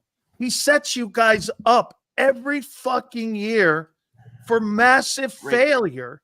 And until that guy dies, your situation is going to be the same. It's the revolving shithouse, the toilet that never flushes. Dude, hey, Cowboy fans, Cowboy fans aren't they're delusional because the owner sets them up every year to be delusional. No. They're delusional. You know, they can't help it. It's already in them. Because you know why they're delusional? Because they think that they're God's gift to football. They literally think that they literally call themselves America's team. You have nothing to do with America. You're in Dallas. You want a real America's team? How about the birthplace of America? Come on. I mean, Dallas. Come on. You know, I see you trying to throw salt in the wounds, Philly. Sending me pictures while we're on live here of Derrick Henry. I just want to remind you. Okay. Wow. You know, what a shot. Show them pictures. Pictures. Wait a minute. Philly, he's literally texting me pictures of Derrick Henry right now. Show him. Let me see that. Let me see that again here. Look, holy shit. Look. I'm just trying to remind him. Philly, he just said that.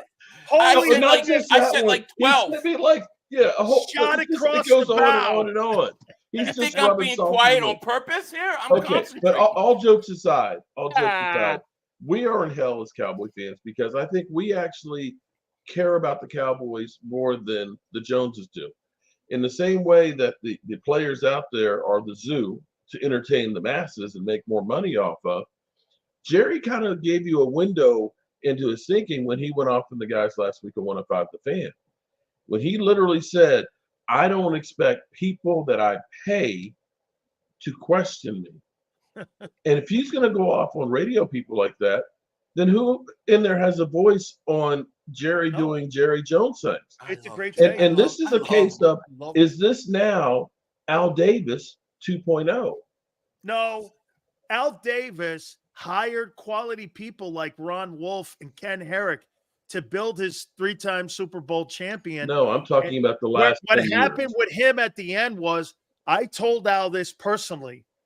You're too much in the courtroom and not enough on the football field the last 15 years of his existence owning the team, because he was constantly battling Pete Rozelle and then at the end, Paul Tagliabue. So his time at the end was more in the courtroom. But Jerry Jones is no Al Davis. Al was actually an NFL coach at one time. He inducted Lance Allworth into the Hall of Fame when he was a wide receiver coach with the Chargers. He was the AFL Coach of the Year when they won the AFL. Then he became the commissioner of the league, and then he became the managing general partner. Jerry Jones is a wannabe Al Davis. Well, he's not. He's a cheap man's version of Al. But again, his greatest moment was hiring of Jimmy. It was. And he's never duplicated ever it since again. hiring him, he has been on a quest to basically prove that he is the one, and he will never admit that he made a mistake there. And when you sit here and you look and say that Loomis is the oldest GM at 66, Mickey Loomis? Yeah. The next oldest is 60. The average age of most GMs is like 46 and a half years old. You got Jerry Jones, 82, who's not only trying to run the Cowboys, he's into Grand Prix and World Cup soccer. There's no way in the world that you can be a part-time GM and think that you're going to be able to do it credibly. And the moves bear this out that he keeps making. It makes no sense. All right. A couple last questions for you guys. Philly, Eric Allen. I know Jerome's your guy. We had him on yesterday. Mm-hmm. He criticized Paul Domowitz for being I threw this in, and he kind of corroborated it. I think he's a shitty presenter on trying to put him in the Hall of Fame, and that there's numerous other guys. And Paul is your Philadelphia Hall of Fame presenter for your players. He doesn't have a lot of energy. And again, like a guy like Clyde Simmons or even Donovan McNabb. I'll guarantee you this. I'll make a point to you here. Do you agree too, Mark? I guarantee Jerry Jones has enough power and has enough push. Tony Romo may not get in the Hall of Fame, but Tony Romo's going to be considered. You know why? Look at the media right now. You got Michael Irvin involved in it. You got Troy Aikman involved in it. You got Jason Garrett involved in it. You got Romo, Aikman. Dude, this guy has got a lot of push in the media to elevate people's careers. And you're going to look at Tony Romo differently. If you look at, they're going to try to put him in the same category as, say, a Phillip Rivers. Rivers never won either. Yeah, okay, but won a little Rivers, bit more. I don't think is a Hall of Famer either. I do think he is. Okay. but they're going to try to look at the I era, didn't though. say that. I didn't say Romo's going in. I said I they're going don't. to. Look, I'm a Cowboy fan, and I don't think he deserves to be in there. But wait, my point is McNabb's a better player and will get no consideration. Yeah. How do you feel about that conversation me and Eric had yesterday about getting in to the Pro Football Hall of Fame? And what's your take on Eric Allen?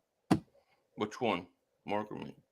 You. Oh, I mean, Eric Allen to me is one of the most complete corners I've ever seen. I think Eric Allen should have been in there a long time ago, and I think it's a crime. I never knew why he might not be getting in, but if he's not got a presenter that's really passionately talking for him, that's really a shame, because I mean, this guy was good for a long time, not just with the Eagles, but you're talking with the Raiders, with the Saints. Yep. He was good, and he was one of the best tackling corners I've ever seen. 54 INTs. I mean, he has one of the greatest interception returns for a touchdown versus the Jets. I'll never forget it. Randall Cunningham sitting in the end zone. He hands off to him. I mean, Eric Allen is one of the all-time greats, and he deserves to be in.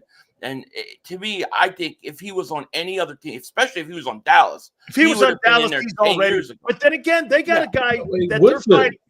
Woodson should be in there. Woodson should be. Look how fast your boy Michael Irvin got in there, and look how long it took Art Monk to get in. Yeah, but Art. Okay, you got Art 3 Monk rings. You got 3 rings with Michael Irvin. Art Monk in the playoffs. There's not much there with him in the playoffs. No, honestly, Art Monk have 2. Art Monk's got 2-3 rings too. He's got 2 rings, but if you look at his numbers in the playoffs, one year he was injured. That was Art Monk was better than Drew Pearson. What was his statistic? Like, didn't he go some ridiculous amount of games with a catch? When he retired, I think he retired. Hey, Philly, when he retired, I thought he was the all-time catch guy. Yeah, and yardage guy, Art Monk. And I hate Washington, but man, I don't know how that guy could not get in.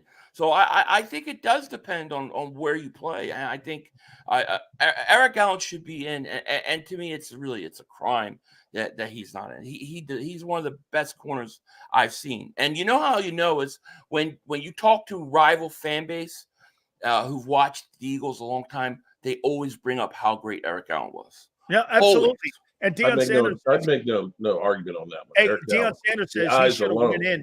He should have went in before him. But by the way, Mark, for you, I think Darren Woodson too, man. He should. I think sometimes you fall through the cracks because Darren Woodson was on a football team that had so many great football players on it. That think about this, for instance, on that defensive side during that 3-time Super Bowl run, how many players who have ever gone through that reign have made it to the Pro Football Hall of Fame? Sanders was on one of those teams. Yep. Charles Haley was on 3 of those teams. Yep. Okay. Can you name me another guy who made the Hall of Fame? No, I'm talking defensively. Defensively. That defense was so good all the way around. But see, Woodson is the all-time. They were number 1 in the league. Yeah, but he was number 1 in the Cowboys in tackles, part of those 3 teams. Yeah, but what I'm saying is, how come there's no more? All your guys were on offense. Why? Because of TV. And Billy, that defense that Dave Wannstedt and Jimmy and them had, they were number 1 across the board. I think 3 of the 5 years that they were there. And you've only got 2 guys that ever played on that side of the ball. Dude, I want to trash that team so bad. I hate you did. Some of my worst years in life were those years. It wasn't hate just that one team? guy. I hate that team. To me, that team was about that offensive line. I'm sorry, I didn't mean to cut you off, Mark. By the way, that greatest offensive line I've ever seen. Philly, just for Mark, about 3 days ago, I had the offensive line coach that was the coach of that team, Tony Wise, on here. And he was talking about all those guys, Stebnowski and all that, and how great that offensive line was. Oh, geez. He made those guys. He did, because they were most of them were Landry guys. Yeah, there were no first-round draft picks. No. I mean, some of those guys. Look, Stebnowski was a guard. Yeah. Nate Newton was let go by the command Washington because they said remember too, he was a USFL guy. Yeah, he took those guys, and that's where Jimmy. See, that was the greatness of Jimmy Johnson, was he found the right coaches to put them in position to succeed. He found guys that could make these guys, coach them into being great. It wasn't all just big name players that they made great. Okay, finally here. Mark, who do you play this weekend? We play the crippled San Francisco 49ers. If we do not beat San Francisco this week, you ain't winning. Don't even try. I tell you what, they are hurting bad. You got Debo, who just got out of the hospital with pneumonia.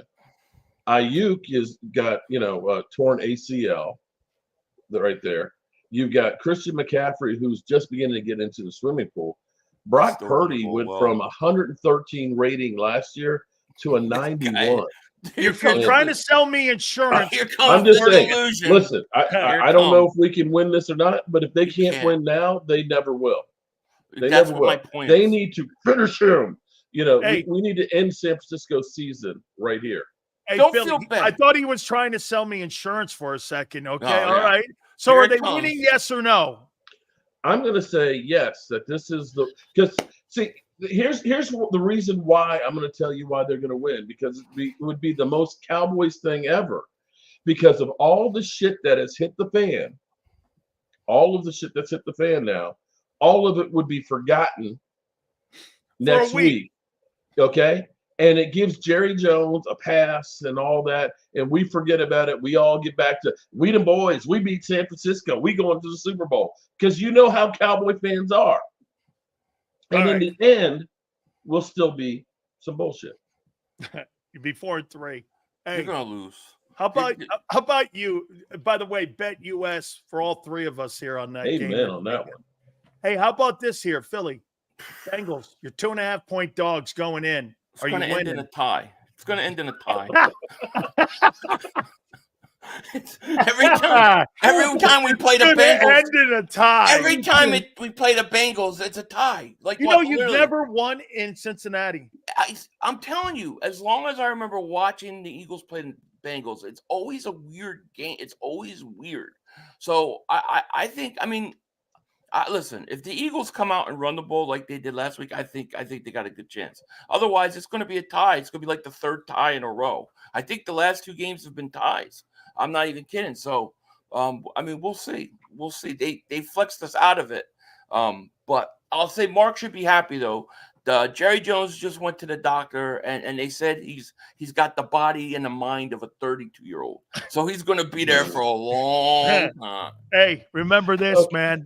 That guy is the king of toilets and babes. Remember that, dude. That's why he acts like he's 32. I'd rather take a paternity test than trade away Micah Parsons. How you doing? That's the owner of the Dallas Cowboys. Oh, yeah. Dude. Congratulations, Big Mark. Tell folks. By the way, my misread, I apologize. I thought, man, hey, maybe I am slipping in my age here. I know I am. Okay, trust me. I know I am. Maybe I'm slipping there. Thank you so much. Mark, tell folks how they can find you, brother. You can always find me on Wednesdays unless Big Sileo screws the pooch on here. Yeah, but wait, Philly 500 says he can catch you any day, Monday through Friday, eating a ham sandwich on your channel. Oh, Lordy. You know what? But I tell you what, you can always find me with Cowboy Joe Boo on anything. But let me just do one thing here once I get out of here. Say it. Mute him. Just mute him. Just mute him. Just mute him. Are you farting? Oh, what the hell is he doing? Dude's a nut. The guy's, I think he's trying to take a dump on what is he doing? That's you, bro. Hey, you're always talking about you got me. He got me. Philly, I have no idea what the hell he's talking about. How Biden over here. How the folks can find you, brother? Just type in Philly 500. I'll come right up. I literally didn't hear anything. Hey, seriously, Philly told me, man, you eat bratwurst sandwiches on your channel every day. Chili, bratwurst, wings. I tell you what, I did. A pig. Hold on. It's like every quarter is another meal. It's like 5 Thanksgivings. I literally did a 16-hour live stream, bro, where the Cowboys played the Steelers. So, I got to get lunch in and dinner in and everything else, man. So I'm here dedicated to fans, bringing them all the content. Sundays, I stream all day long. There's hey, let me get a quick meal real quick, guys. I'll be right back. And hey, look what we're eating here. Let me eat some pig's feet. There you go. But I got my cooking channel, so I got to show you the delicious food that we have there. This guy's nuts. Oh my God, let me get the hell out of here, guys. I love you too, man. You guys are awesome. Mark, I won't shoot the pooch next week.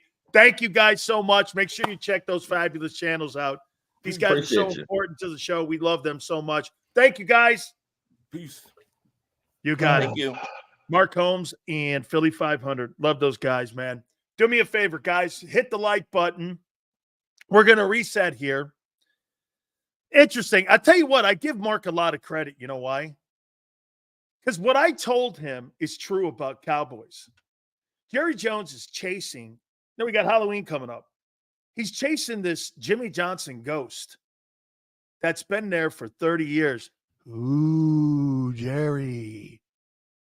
I'm the one that made all the moves. You want to take credit for Charles Haley? That's not true. You wanted to take credit for all of those basic moves and Charles Haley moves and all of that? That was me, not you. And now the media, because they got him in their back pocket, like Mark said, he could tell a guy sitting there on a local FM station to shut the fuck up or I'll get you replaced. You see, you couldn't tell that to Jimmy because Jimmy would turn around and look at Jerry and say, get the fuck off my field. Could you imagine Jerry Jones landing a helicopter on Jimmy Johnson's practice field? He'd have took a bazooka to it. Hit the like button. Keep it here. National Football Show. If you missed any of today's show on the JAKIB Media channel, listen to the podcast on your way home. Available on YouTube, Apple, and Spotify. He's blocked well and tries to cut through the middle. Oh! Your gut says Miami is going to win, and you should take the over. Your gut also said your NFT selfies would only go up in value. They didn't. But your head is on Sports Grid and knows the QB is in concussion protocol. The backup has a 45 QBR against the zone coverage. The New York D has the most sacks in the league. So yeah, trust your head. It's smarter to be on Sports Grid.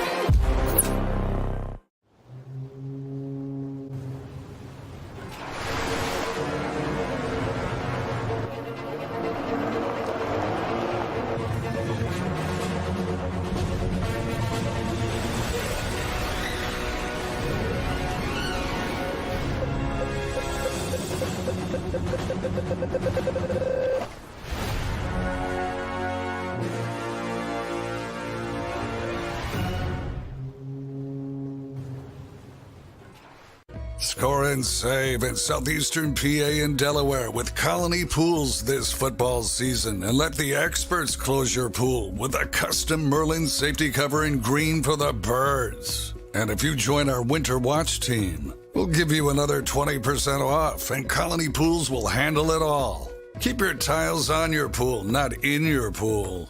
Fly with Colony right now, birds fans. Visit flywithcolony.com. I get scared sometimes. Of a lot of things. Joining in. Decisions. The dark. The dark. But I once heard someone say, But as I always say, it's okay to be afraid. as long as you face the fear. And keep moving forward. Wherever you are in life, count on the name trusted in insurance for over 80 years. Independence Blue Cross. Hi everybody, my name's Jason Lombardi. I'm an inspector at DryTech. At DryTech we offer 3 major services, the first one being basement waterproofing. The second service we offer is foundation and structural repairs. And then the third service that we offer is mold remediation. If you feel you are having a waterproofing issue, give DryTech a call or check us out online.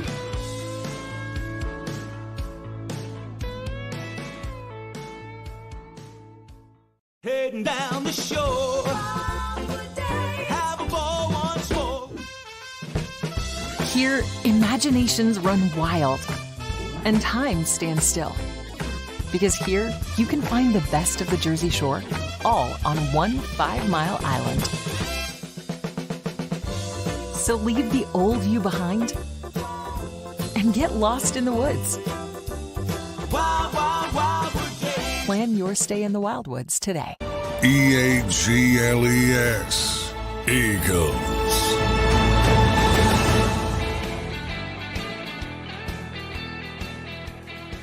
You know, I was in a really good mood here until I just got this text from Michael Irvin.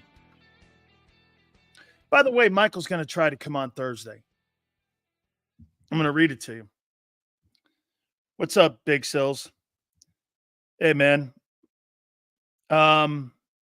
Warren Sapp is always talking shit about you. I told him you're my boy. I'm on the air right now. We'll reach out to you,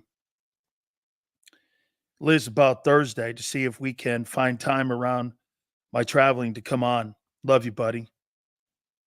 No comment on that piece of shit, Warren Sapp.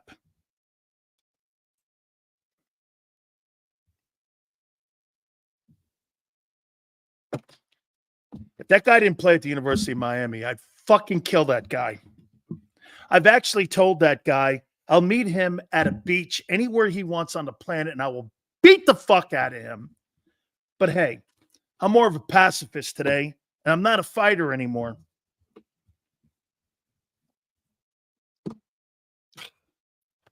If that guy didn't play at Miami, he's a big dude. Yeah, okay.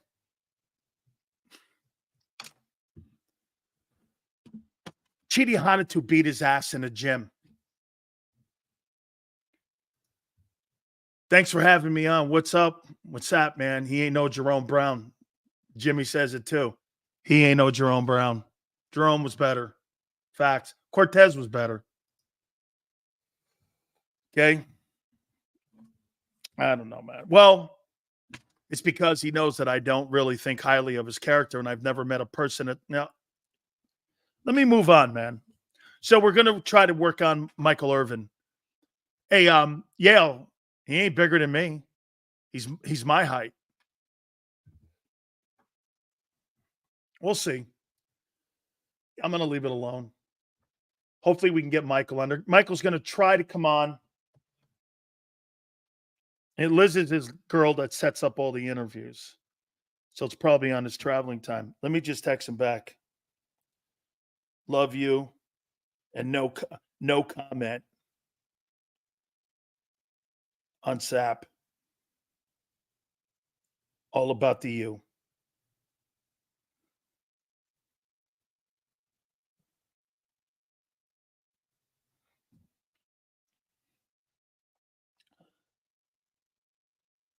Love you and hold on here. Love you and no comment on Sapp.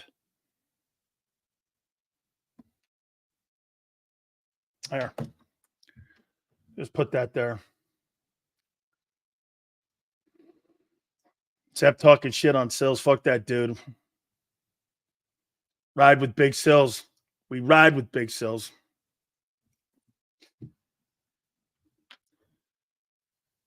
I'm from a casino in Atlantic City. The away team, 3 points standard, meaning home team will be a 3-point dog because Lucius, you're right, a 3-4 football team versus a 4-2 football team. The guy, okay, that's standard, really. So if they win in New York, the Giants would be 3-point favorites? Is that what he would? Still's getting, hey, Sapp would map you up. I've offered to fight him 5 times.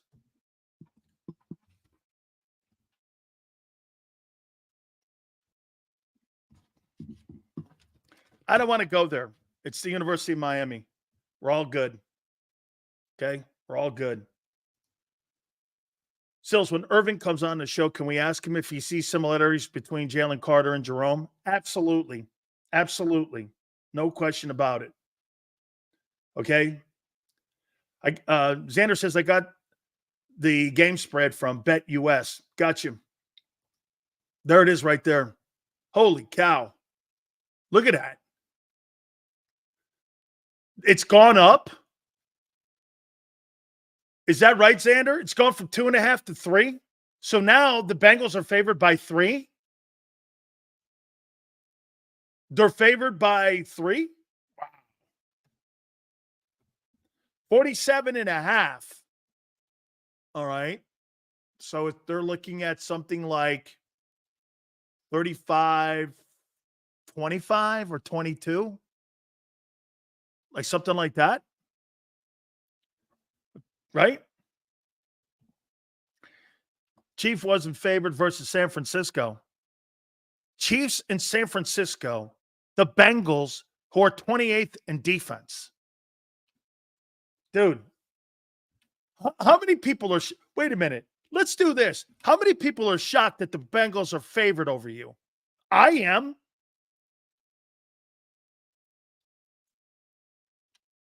Okay? Hey, I am. How shocked are you?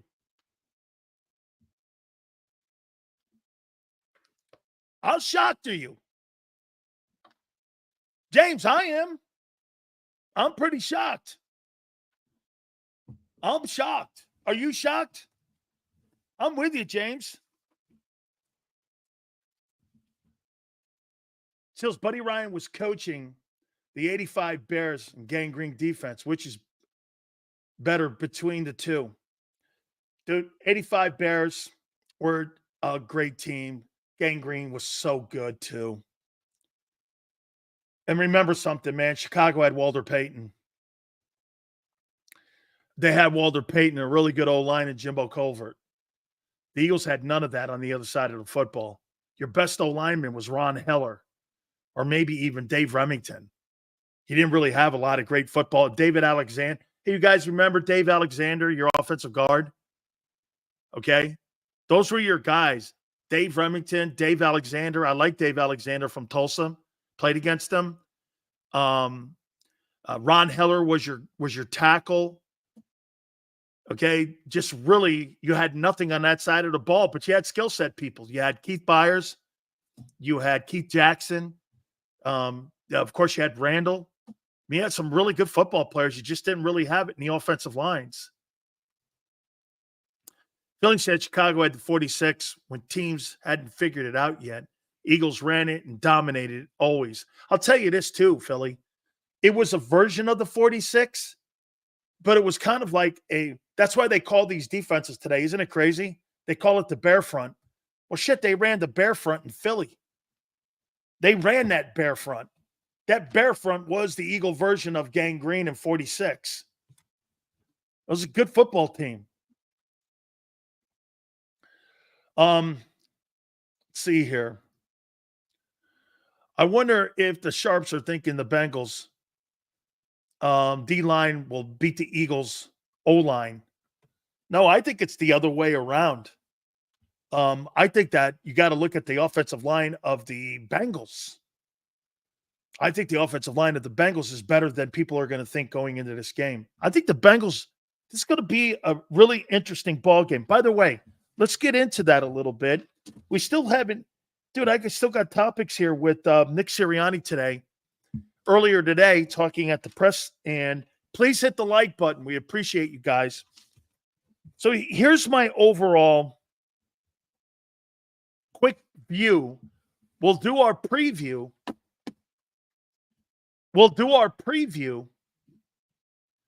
On Friday, as always. The best offensive football team that the Eagles will face so far this year, and that includes Green Bay. The O-line has improved with Orlando Brown. He's been outstanding. He's been nicked up, though. Bengals have been just absolutely brutal on defense. Yes, I agree with you, DRC. No excuses. James, the Bengals are explosive, and they are explosive. Seals, the odds makers think it's a 27-20 final score. Seals, the Birds win, calling it Wednesday before the game. Will you give me credit if I'm right? Sure. Absolutely. Joe Burrow has been spectacular. Unlike the dude in Philly, that's a quarterback. 78.9% when it comes to his completions and accuracy. And when it comes to quality plays with 256 dropbacks, this guy's fucking right on the nut. He is without a doubt one of the most accurate guys in the league and in the game. He's just off the charts great. This is going to be quite a challenge here. I mean, when you look at Burrow's year he's having so far, and you look at the season, well, he's the number 1 overall selection. But again, Yale goes like this. Well, he was a high pick. Yale. Joe Burrow makes $5 million more. Well, that stuff goes away when you pay the guys their contracts and their second deals. That stuff goes away, dude. It just goes away. College is in the rear view mirror here now. So here's where Burrow's at. Listen to this. Joe Burrow right now is on pace. And by the way, here's his home numbers. Joe Burrow is averaging 76 completion percentage at home. He's got 8 touchdowns and 1 pick at home, and he's got a 120 quarterback rating at home. And right now he's on projection for 4,300 yards, 35 touchdowns, and 5 picks, 110 quarterback rating, at 70% completion percentage. This guy's playing insane football. He's got a QBR right now of 72.6, highest in the league. I mean, you're taking on a premier quarterback this weekend. This is the best guy you've taken on, let me think, since last year. By far since last year. And you got personnel that are going to be matchup. So you're putting Quinyon Mitchell. How many people think Yale goes throwing to just, hey, Yale, am I right when I say this? Did Joe Burrow throw to Justin Jefferson and Jamar Chase at LSU? Was he throwing to both those guys? Ed Orgeron recruited both them guys. Did he? I mean, was he throwing to both of them guys when they won that national championship? Can you imagine you have Justin Jefferson on one side and, hey, Xander. So you got Justin Jefferson and you got Jamar Chase on each side? Holy shit. No wonder he threw for $50 billion. No wonder. Hey, if Randy Moss's kid playing at the tight end or at the flanker spot, no wonder he threw for 70 touchdowns or 60 touchdowns. That was Ed Orgeron recruiting LSU back in the day.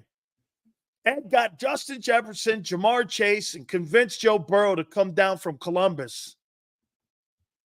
He convinced him to come down to Columbus and play some quarterback for him.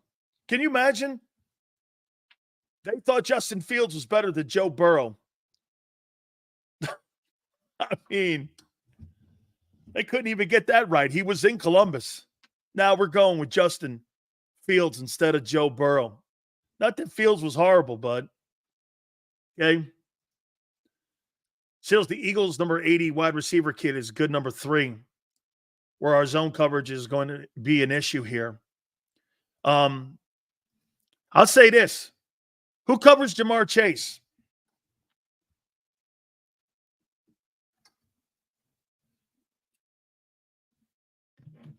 Who covers Jamar Chase this weekend? Slay?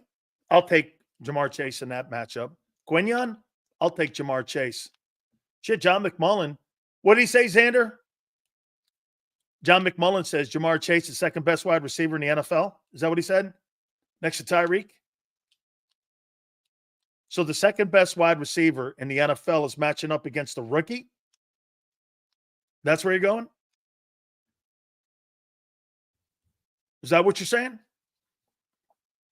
Okay. That favors the Bengals. Who's getting T. Higgins? Slay? I'll take T. Higgins. Okay, so both wide receivers got a mismatch.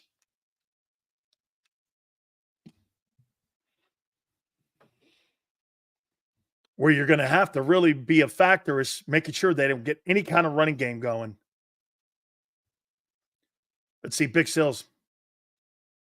I love to hate him, but he has the best birds coverage from coast to coast. That's really awesome, Philly. I love, hey, Xander, this is a shirt here, Xander. Big Sills. I love to hate him. I love that. That is one of my favorite quotes. Philly 4x4. Philly 4 for 4. I love that. But he has the best birds coverage coast to coast. Love to give you stuff, Sills. Only because respect your opinions. You too, brother. All good, dude. You get it. Hey, Philly, you get it. Most don't. Most don't get it. Okay? We're here for fun and shit talking. Do me a favor, dude. Philly, 4 for 4. Help me out on this. You ever go to a bar and talk shit with your boys? Well, isn't that what we do here? This is nothing personal. Just talking shit about sports. Nobody gets their panties in a bind. You're full of shit. What do you know about the Eagles? Hey, what do I know? I've been following this team since my great-great-grandfather got back from the fucking Civil War. Who are you, guy? You parachute in here from New Jersey or fucking what, some aristocratic Connecticut, and you're trying to tell me how the birds are? Whoa, who are you? Yeah, I get it. I love that. I love it, man. Never personal. I say that all the time in this chat. Way to go, dog. Sills is a fraud. Sure. Yes, my wife would say it too many times. I do my best, though. If the Eagles don't get home sack-wise this week, they better be on the phone with Cleveland and Vegas to get one of them two dudes. Okay. I got you, brother. We have to deal with Chase and Higgins, but they don't have a top 5 rank. No, they don't. They're down in the 20s, actually. Okay? Sills, I think Jalen Carter is the key to this game. Yes, I do too. I do too. Sills, most fans defend a team like they're the freaking owner or an ex-player. They don't know shit about professional sports and the business of things. Keep speaking the truth, brother. James, thank you, man. Some of these comments are really cool. I appreciate it. The Eagles have a great chance to win, and if we don't have any turnovers. Absolutely, Gabe. Gabe, you're the better team. You just don't have the better quarterback. That's the scary thing about this, and that's why when you don't have – then again, hey, Gabe, how many teams are going to have the better quarterback going into a Cincinnati game? Not many. Not many. You know what I mean? I mean, you're not going to go into that game. And you could be Kyler Murray. You could be Jordan Love. You could be C.J. Stroud. Shit, you could be Matthew Stafford. You're not going to go into that game the better quarterback. This guy's one of the top 3 guys in the sport. Be very hard-pressed to roll into that game and say that you have the better quarterback. So it's not really an awful indictment on Jalen that he's not the better quarterback heading into this game. Davis on a milk carton. He's been on one for. Fred Johnson versus Hendrickson is a mismatch. Can I tell you something about him, Fred Johnson, Taylor? Let me throw this at you here. By the way, please hit the like button. Fred last week, and I'm going to take it from a player's perspective. And I kind of liked what Jordan Mailata said today. Fred's never been a guy having massive reps and had to play a ton of plays. He's had certain times where he's had to come in, and he was a guy that would play 10 plays, 5 plays. Now he's being asked to play 65 plays. And I can't tell you how different that is. You're no longer just a backup. You're coming in and you're taking on, and you're the left tackle, which means what? You're taking on the premier ends in the league. No matter how much you may not know the names of some of these guys, A defensive coordinator is going to put his best pass rusher on your left tackle. It's the blind side of the quarterback. That's why most quarterbacks are right-handed. Dude, you don't see left-handed quarterbacks. Why? You know how hard it is to find a left tackle? Do you know how hard that is to find? Ask the Giants. They finally found a guy. Now he's hurt. Finding a premier left tackle is insane. It's like finding a quarterback. They're not out there. By the way, wide receivers. Think about this one here. Xander, everyone. Dude, left tackles never get traded. Wide receivers get traded every day. You don't see left tackles. You know who? Jordan Mailata's untradeable. Do you know what you would have to give up to get Jordan Mailata off the Eagles? You'd have to go a 1 and a 2 and a player to get him. You're not fucking you're not giving up a second, third, or fourth for an offensive tackle, or you'd see that moved. Trent Williams was different. He was suing the Redskins because of the incompetence of the medical staff, and he wanted out, or there was going to be a lawsuit against the Redskins. So, not that you know that, Gabe, but they misdiagnosed his injury, and then it became a staph infection, and he was suing the Commanders, and he was suing them. Tyron Smith has passed his time. Jason Peters you don't see them traded. Get this. Jason Peters was 20 years ago. Was 25 years ago. 22 years ago. Those guys don't get traded. Wide receivers are traded every year. I just showed you. Devontae Adams is on 3 teams. Tyreek Hill's on 2 teams. Stephon Diggs is on 3. These guys are premier. Left tackles don't get moved. But here's what I say about Fred. I thought he settled down, man. Brian Burns is a heck of a football player. I think he's a good player, man. I think Fred settled down. I thought he played a better second half. You watched the tape on him. I was okay. You mean he hung in there. He hung in there. For his first start versus an elite guy like that, I thought he hung in there. Okay? I thought he hung in. Was I happy with his performance? Yeah. What'd you expect? Jordan Mailata? That guy was playing like Mailata. He'd be making $25 million too. Wasn't going to happen. That wasn't going to happen. So I was okay with what he did. And I think he'll be better this week. I think he'll be better this week when he plays against Trey Hendrickson. Okay? Agreed, Sills, but Fred Johnson's going to get picked up next year. I think they'll sign him. Dude, I like Fred. I like his development. Dude, I would not get rid of Fred Johnson. I would not. You know how hard it is to develop a left tackle? I was okay with him. Hey, Sills, he got beat by Brian Burns. No shit. That's the reason that guy makes $25 million. I mean, did you really? But he slowed him down, and in the second half, Saquon Barkley had 176 yards rushing. They had 270 in rushing total. He's part of that. Do the Eagles have the best defense in the division?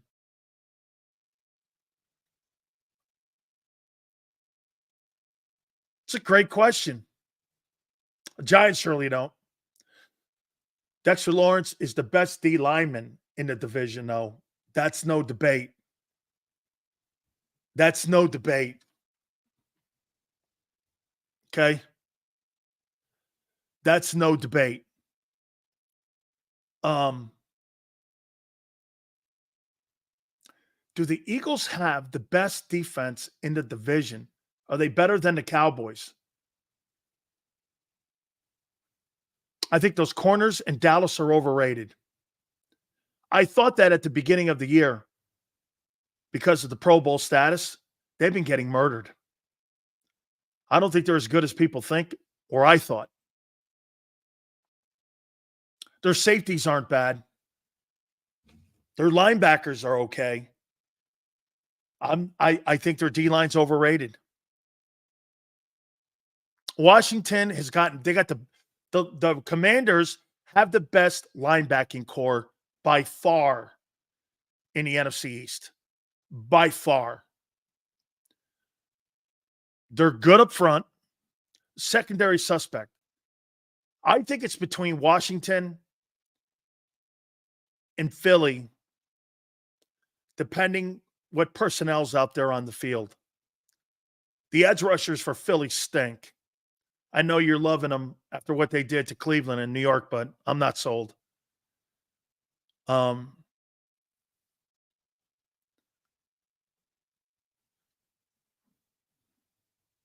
Close. Close. And I don't like ties. I don't like ties, but it's close. Linebackers are not, the Dallas linebackers are not better than Frankie Louvu and the guy who used to play in Seattle. Absolutely fucking not. Not a chance.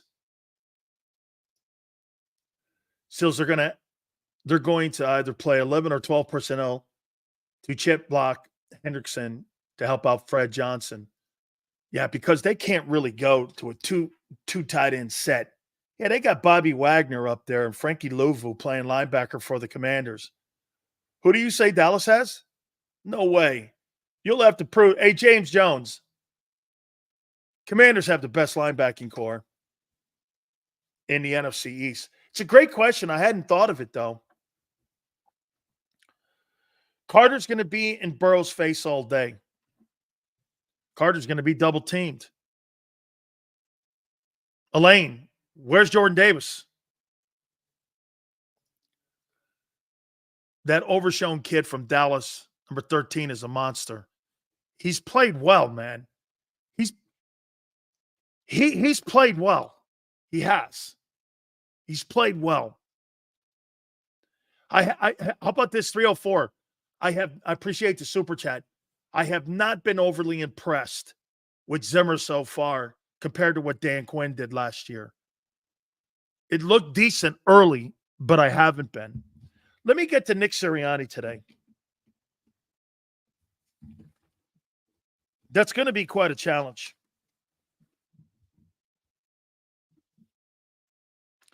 Here's Nick today.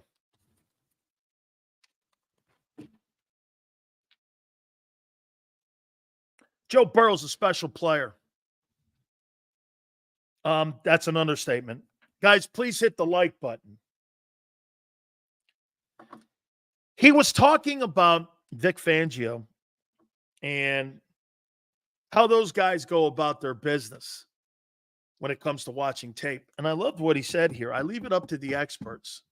Sirianni's had a good week, last week and now. Last week and now.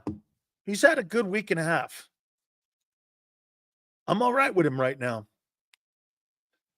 He'll do something stupid, but I'm good with him right now. He said something too. He goes, yeah, I watch film with him, and I'm sitting in there, and I'm listening to the experts. He's talking Clint Hurt. And from what I understand, Clint Hurt has just as much to do with putting the game plan together because he was a coordinator for Pete Carroll all them years up in Seattle. And you're not going to have him next year. You're not. Clint's going to be a defensive coordinator somewhere. My bet would be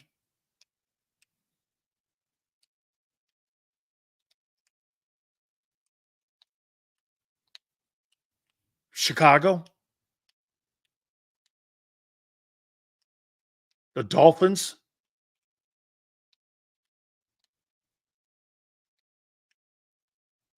the Jets,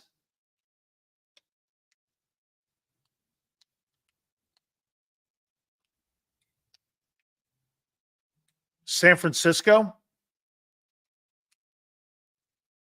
Vikings, because of Brian getting an opportunity to coach again,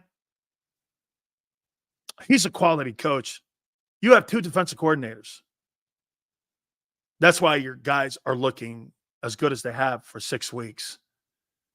That staff that Vic has put together with Clint Hurt and the rest of them guys, it's quite a group of coaches. Experience all over at every level. That's a well-done job. And Vic had a lot to do with that. Clint Hurt said that Vic Fangio, as soon as the head coaching job was given to that guy up in Seattle, he knew he was out. And as soon as all the coaching names were named, he immediately called Clint Hurt and said, I'd like to come to Philadelphia. And Tracy Rocker was already told that he was moving on because Vic Fangio got the job. And here, Tracy applied for it, and they didn't think anything of it. Tracy wanted to become the defensive coordinator of the Eagles, and they didn't want any part of that. And D'Amico Ryans immediately gobbled him up. Tracy Rocker wasn't fired because of poor situations last year. It was an entirely toxic environment. He wanted to become the defensive coordinator because he knew what he saw last year between what went on, and they wanted to clean house in a way too and start anew. So that's why Tracy now is kicking ass down with the Texans. I mean, Tracy Rocker is a quality coach. The Texans are playing good in the defensive line. So he got a job immediately. But he wanted the coordinating job. Jordan Davis should be taking advantage of those double teams. Jalen Carter. Yeah, well, he's not. And that's why he's non-productive. I'm a little bit more on the other side here because I know what it takes to play that position. And I'm very disappointed in Jordan Davis's production. He's not a productive player. You know, John McMullen says he's misunderstood and his assignment's misunderstood. I'm not even talking about making that's right, Kyle. Thank you. Tracy's with the Titans and with with Simmons. I'm not even talking about stats. I'm talking about the fact that the guy, Jalen Carter, takes on double teams and he's a non-productive factor.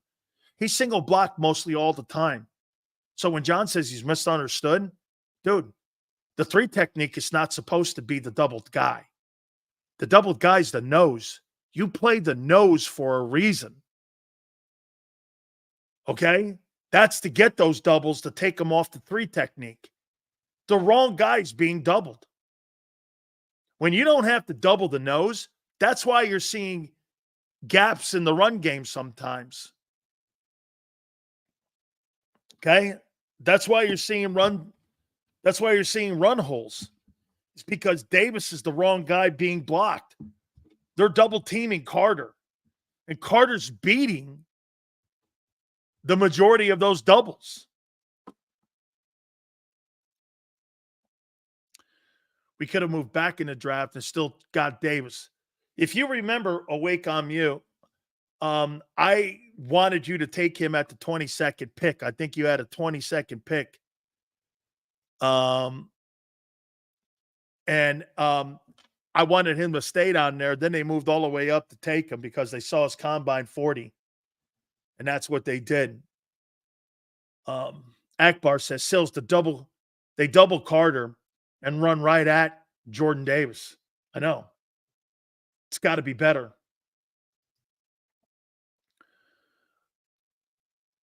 He's going to have to. Oh, you guys were talking.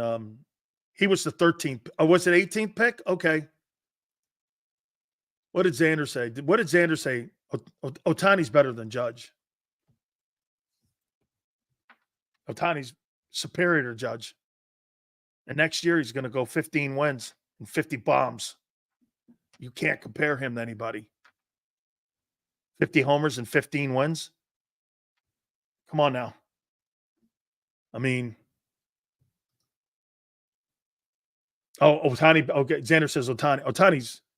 Otani's the best baseball player in my lifetime. And that includes Bonds, Henderson, Rose,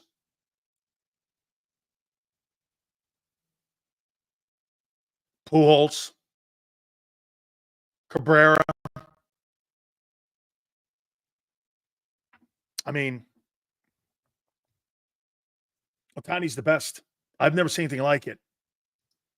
Who ever saw stat lines like that? I mean, when you look at his statistics and how, and by the way, he could easily have been the NLCS. He could easily have been the NLCS MVP. When you look at his numbers here, look at this.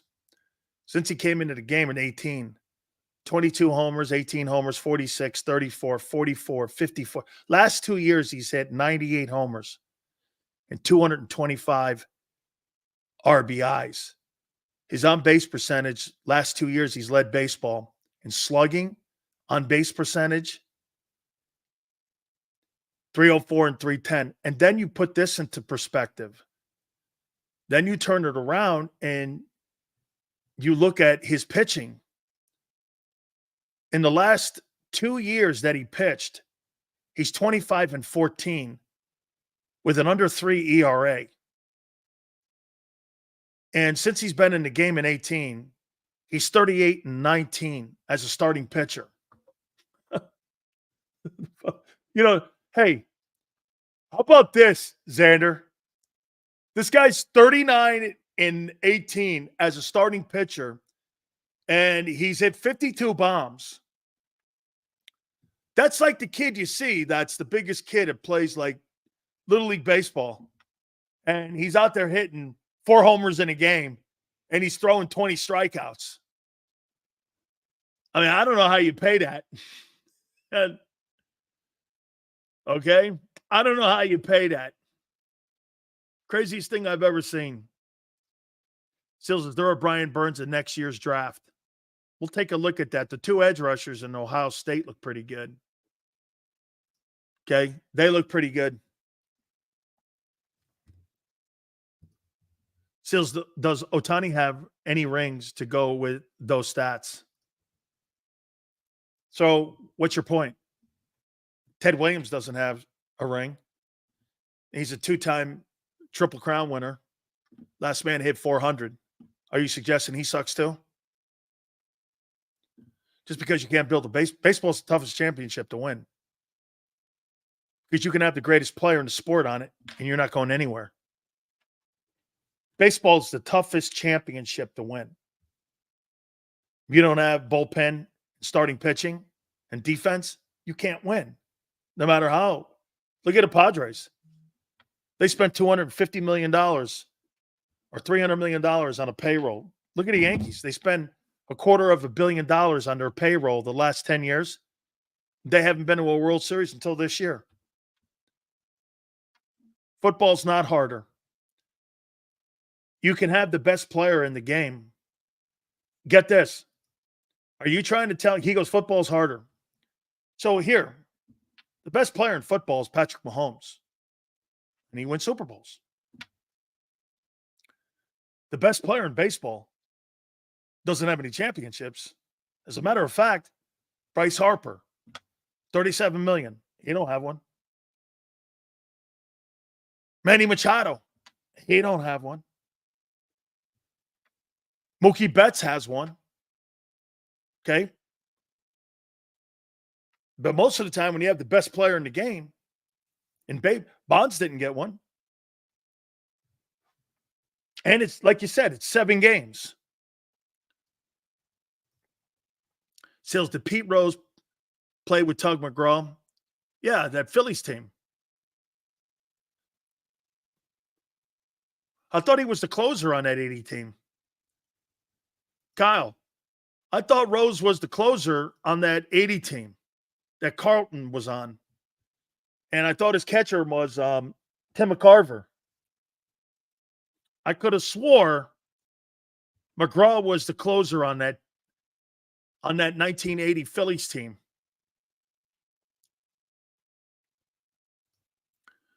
Seals, could Kyler Murray been big and big? First round pick with the A's. Hey, by the way, he gave back $3.5 million to the A's because he wanted to be a football player. Look, I liked Tim Lincecum. I thought he was great in San Francisco. I covered him. I knew him. I did the pre and post game show for the Giants on KMBR. Liked him a lot. Thought he was really great. Cy Young Award winner. Really a good player. Probably not. I thought he had Pedro Martinez stuff. Okay. Bezos also a lot fucking tougher than basketball. Shit. Yeah. This guy supports a sport that load manages. Get the fuck out of here. And by the way, Embiid hurt again. The guy's such a weak. He's so weak. Is he hurt again? So let me get this right. How did he get hurt? Let me guess. Falling off his wallet. How did Embiid get hurt already? He didn't play in the opener, right? How the fuck did that guy get hurt? What a waste. Hey, let's make sure our Tiffany glass made of Waterford crystal is ready for the postseason. Why? He'll get hurt then too, or come up with some migraine. That guy is not a winner. He is not a winner, man. I mean, holy shit. And Embiid hurt again. Yeah, it slipped out a marshmallow. No, he fell off his wallet. That's what he did. You feel bad for Embiid? Don't. He just signed an extension that was a max deal. Why would you feel sorry for someone that makes $70 billion? Dude, I never got that. I don't feel sorry for these guys. They're paid handsomely. They're paid handsomely, man. If the Sixers were smart, they'd trade Embiid for 3-4 players and get out of the contract, but they're not smart. No, because he's a turnstile guy. Get this. He's a great player. Nobody said he's not. When available. That's like telling me that Kawhi Leonard's a great player, which he is, but he's never around. Talk about a guy who fell off the map after he signed his contract and won that world championship up in Toronto. That guy is just totally coasting to the finish line. He totally. Hey, let me take a timeout. Hit the like button. Keep it here, National Football Show. If you missed any of today's show on the JAKIB Media channel, listen to the podcast on your way home. Available on YouTube, Apple, and Spotify. He's blocked well and tries to cut through the middle. Oh! Your gut says Miami is going to win, and you should take the over. Your gut also said your NFT selfies would only go up in value. They didn't. But your head is on Sports Grid and knows the QB is in concussion protocol. The backup has a 45 QBR against the zone coverage. The New York D has the most sacks in the league. So yeah, trust your head. It's smarter to be on Sports Grid.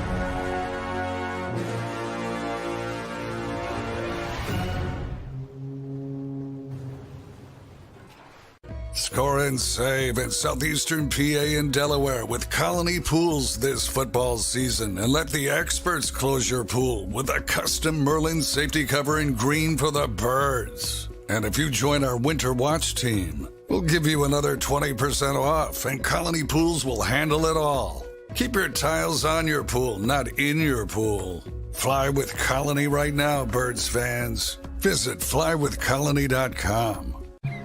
I get scared sometimes. Of a lot of things. Joining in. Decisions. The dark. The dark. But I once heard someone say, But as I always say, it's okay to be afraid. as long as you face the fear. And keep moving forward. Wherever you are in life, count on the name trusted in insurance for over 80 years. Independence Blue Cross. Hi everybody, my name's Jason Lombardi. I'm an inspector at DryTech. At DryTech we offer 3 major services, the first one being basement waterproofing, The second service we offer is foundation and structural repairs. And then the third service that we offer is mold remediation. If you feel you are having a waterproofing issue, give DryTech a call or check us out online.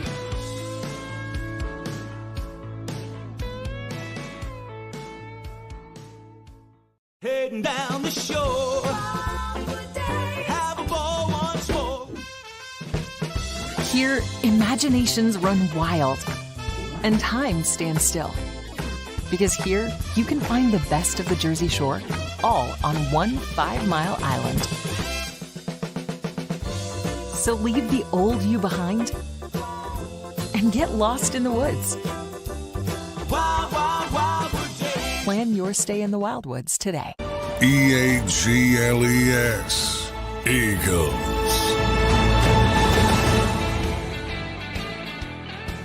Nice job, freaks. You ended up getting us over 300. Hit the like button, like to get to 330 before we get the hell out of here. By the way, there's a really good opportunity here for us to get Michael Irvin on, I believe, tomorrow. He's going to be in travel. So there's a shot we're going to be able to get Playmaker on. I know this. I know he loves AJ. And I know he loves Barkley. And he's got great comments. The last time he was on, I think it was a year ago, when he made the comments about the Eagles and what they were trying to build. This was earlier in the year in what they were building, but he's a Jalen Hurts fan too. So we'll see if we can get him in transit because he'll be traveling tomorrow and he's doing a lot of work. I think he's flying out to Los Angeles. And for him to be able to come on the program because he does some stuff with, I think, with one of the Fox shows. So, here you go. This becomes a normal trend. Xander, I can't stop watching Sills. Oh, my God. Am I the only one addicted to Big Sills show? I don't know what it is, too. Philly, I don't know, man. I think sometimes it's just – I'll tell you what, though. Philly, before you get out of here, tell everyone you hated me. You might still hate me. you might still hate me. Holy shit. Gabe, you're kidding. I remember listening to Sileo on KMBR as a kid. That's awesome, dude. Hey, Gabe, I used to do the post-game show and Dusty Baker would come on and Bonds would come on and talk with me. Those were great times, man. I was doing 15 shares then. Yeah. Barry Bonds would come on the program, and I'd get Bonds on. He'd come on with only two people. He'd come on with me and Frank Dill, I think, in the morning. Am I right, Gabe? It was like Frank Dill in the morning, and then he would come on. Hey, my dad always had KMBR at night. That's right, dude. I did Sports Phone 68. You know, I took over for Scott Farrell, and I was doing the night shows. That was one of my very first gigs. Was first going on KGO, and then I went on KMBR and I did Sports Phone 68 at night. That was my first big gig, and John Madden got me that gig. Very true, Gabe. I didn't know that, man. That was some really great, memorable times. Covering the San Francisco Giants and the Niners and Raiders and the Warriors and the A's. It was a great time, man. I appreciate that. Guys, do me a favor. Please hit the like button. We appreciate it. Possibly Michael Irvin tomorrow. So we'll catch up with him. Xander, Big Joe, we appreciate it. 2 to 6 tomorrow, and we'll see you on the flip side.